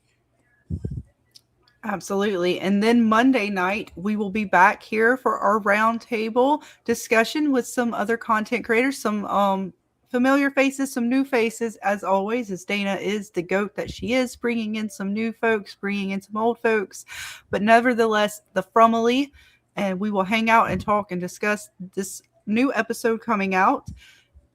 Yes. And then we'll just keep going with Tuesday. James, you'll be doing Tuesdays and Thursday nights this week, right? So supposed to, yep. Allegedly. Over Allegedly. on Twitch. Yep, and Kick. And Kick. That's right. You're expanding. Dum, dum, dum, dum. Right?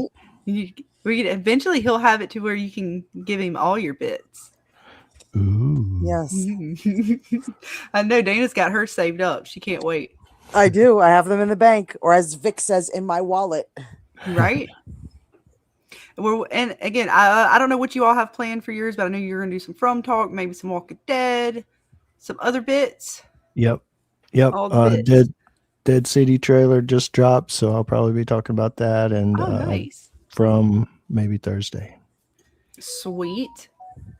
Well, I can't wait. I would do my best to participate in the Walking Dead bits, but I'm definitely down for the From bits. Well, you at least watched Dead City with us, so you know about Dead City. I know. I'm gonna, only because I love you guys, I'm gonna, if y'all watch it. Look, you're doing Severance, so it's fair. I'll do that one. That's as far as I'll go. I can't go all the way back through Walking Dead, though. I can't get through the first episode without apparently getting death threats. So I can't do that one. At least they got a good cast on the Dead City. I do like a lot of the actors that they have in that one. Yes. So we'll see. I can't wait. I haven't checked it out yet, so I'll be looking forward to that on James's bits over on Twitch and Kick. And then Mr. Ray Barnes, the Soul Taker himself. What kind of bits you got going on? Oh yeah. I'm just co-streaming at the moment, so I'm just popping in here and there, get in where I can fit in at the moment. I'll do something more permanent later. Okay, no problem. Well, we will that. definitely get you back on the content creator roundtable. Okay, appreciate that. Oh yeah, Appreciate you're always having me What's on your the channel, night. bro? What's your What's channel up? so I can subscribe to it? Do you have your own channel? I do. I only got like 1 or 2 videos up at the moment. It don't matter. I'll subscribe and give you a like, bro. I still have. Let me see. Let me see if I can pull it up here. I might have it. Hold on. If not, Vic might be able to get it as well. I know she might have just already left us because it was getting late. I think she did. She said she was gonna try to stay up, but she said bye. Yeah. Let me see if I can find it. But we'll definitely have you back on anytime we can. You're definitely welcome for any Friday night. You guys know that this is definitely for all of you guys to come hang out with us. And you're welcome for the after show. I mean, you're like family to us. So even if you didn't have some folks, I'm sorry. This is not a democracy. It's a dictatorship, and I can allow certain leniencies to folks who are not members. That's my right. Right, you the boss. You're the boss. I told her that. I've been telling her that for the last 3 lives. You're the boss. You do what you want. That's right. Damn it. I'm a American woman. I can do what I want or something. I don't know. Some shit like that. Allegedly. Not really. But we're definitely going to have Mr. Ray back and hang out with us. And you too, Mr. Jackson. I know you were talking about maybe doing some bits, but you got anything else going on? You just hanging around with us? Yeah, if you'd like to join us tomorrow, you guys want to join us tomorrow night and watch the episode with us, you're more than welcome. You guys This come Soul on Taker panel. Dojo, man. I'll be there as soon as you guys do the next one for the members. I'll be in there, and then I'll be there tomorrow for Dana's, and then back I'll be with all you guys. I'll be Because there. I got you And with James Discord. on Thursday. If you want, if Dana allows it, I'll send you the link tomorrow. You can come hang out while we're watching. Yeah, that's fine with me. You got it. You have And proven maybe yourself later we'll play some worthy. No, I'm just Splitgate. kidding. Where's Carl? Is Carl gonna be here later? I'll send him when we go to the members only. I'm gonna send him a link. If he's awake, he's a Carl. He's out and about. You never know when he'll be awake. He has weird hours sometimes. He might actually be awake right now. I'll find out soon. But yeah, I can tell definitely you we if he's might play awake some or not. games. He's up right now, but he's not on any game. He's on the PS4. Oh, okay.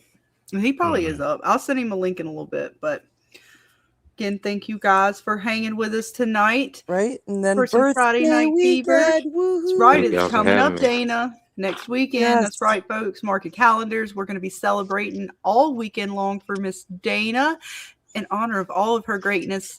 He's celebrating another year of wisdom. I can't wait.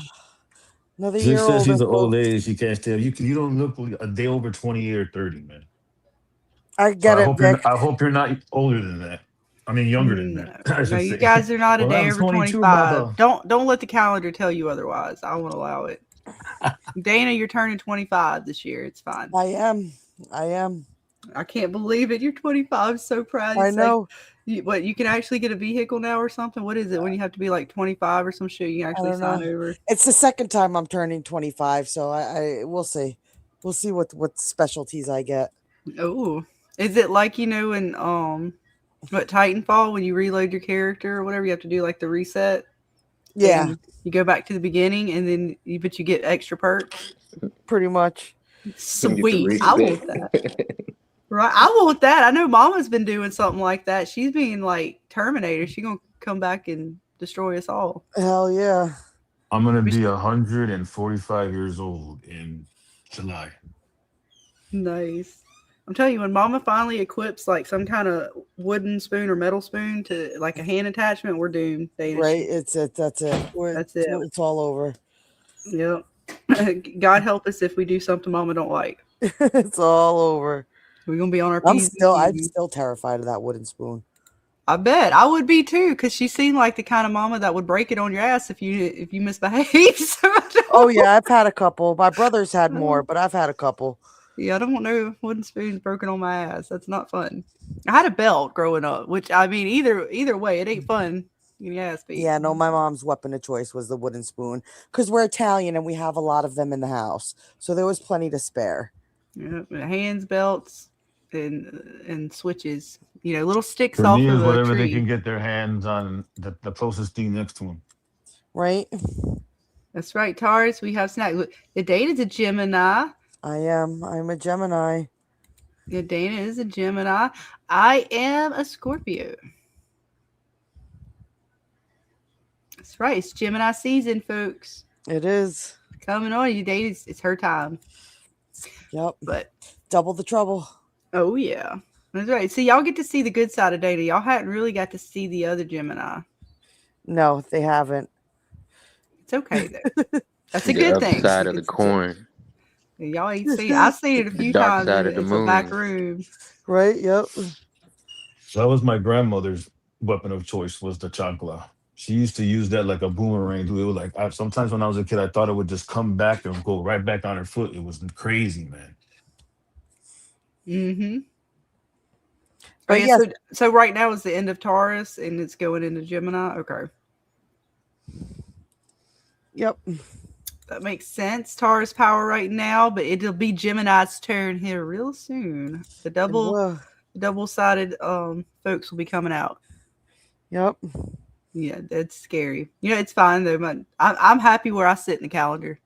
Yes, and don't forget, we will be Vic, if you could post the link to my channel, we will be doing giveaways next week as well. So you're not going to want to miss it.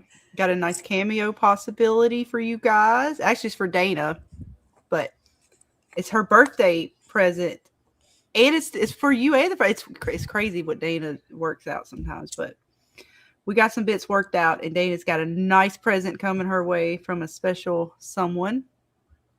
I can't wait. I can't wait to see it. But yes, we're going to be giving away some t-shirts, some lights, some other stuff. I forget what else Nick sent me. And we're going to be giving away some MGM plus gift card or gift things for our members out of the United States. So everybody is welcome to. There will be something for everybody. Nice. For everybody. You definitely want to make sure you guys are in the Discord. That's where, because YouTube is notorious for not handing out notifications for things. So if you want to make sure you know when things are going down, be part of the Discord so you don't miss out on all the bits. But again, thank you all for hanging, everyone on panel and all you guys in chat. It's been a great, fun one. Another one in the bag, another Friday night. Now it's time to go into the deeper, darker parts. It is. We're gonna go real deep, folks. So if you're a member, you'll get to find out how deep we go. Yes. It's time technically, to bring out the alter persona. Alter ego. Well, I mean, technically, one of the nursery rhymes may have the word cock in it. We'll leave it at that. So you folks definitely make sure to become a member, and we're gonna wrap this one up safely and get ready for the next one. Yes, safety first. Indeed. Thank you guys again for hanging. We love you all, and we'll see our members real soon.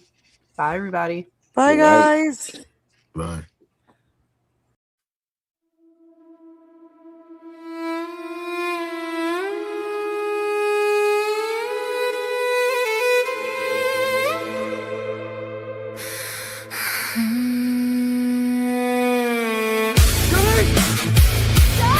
I'm over here!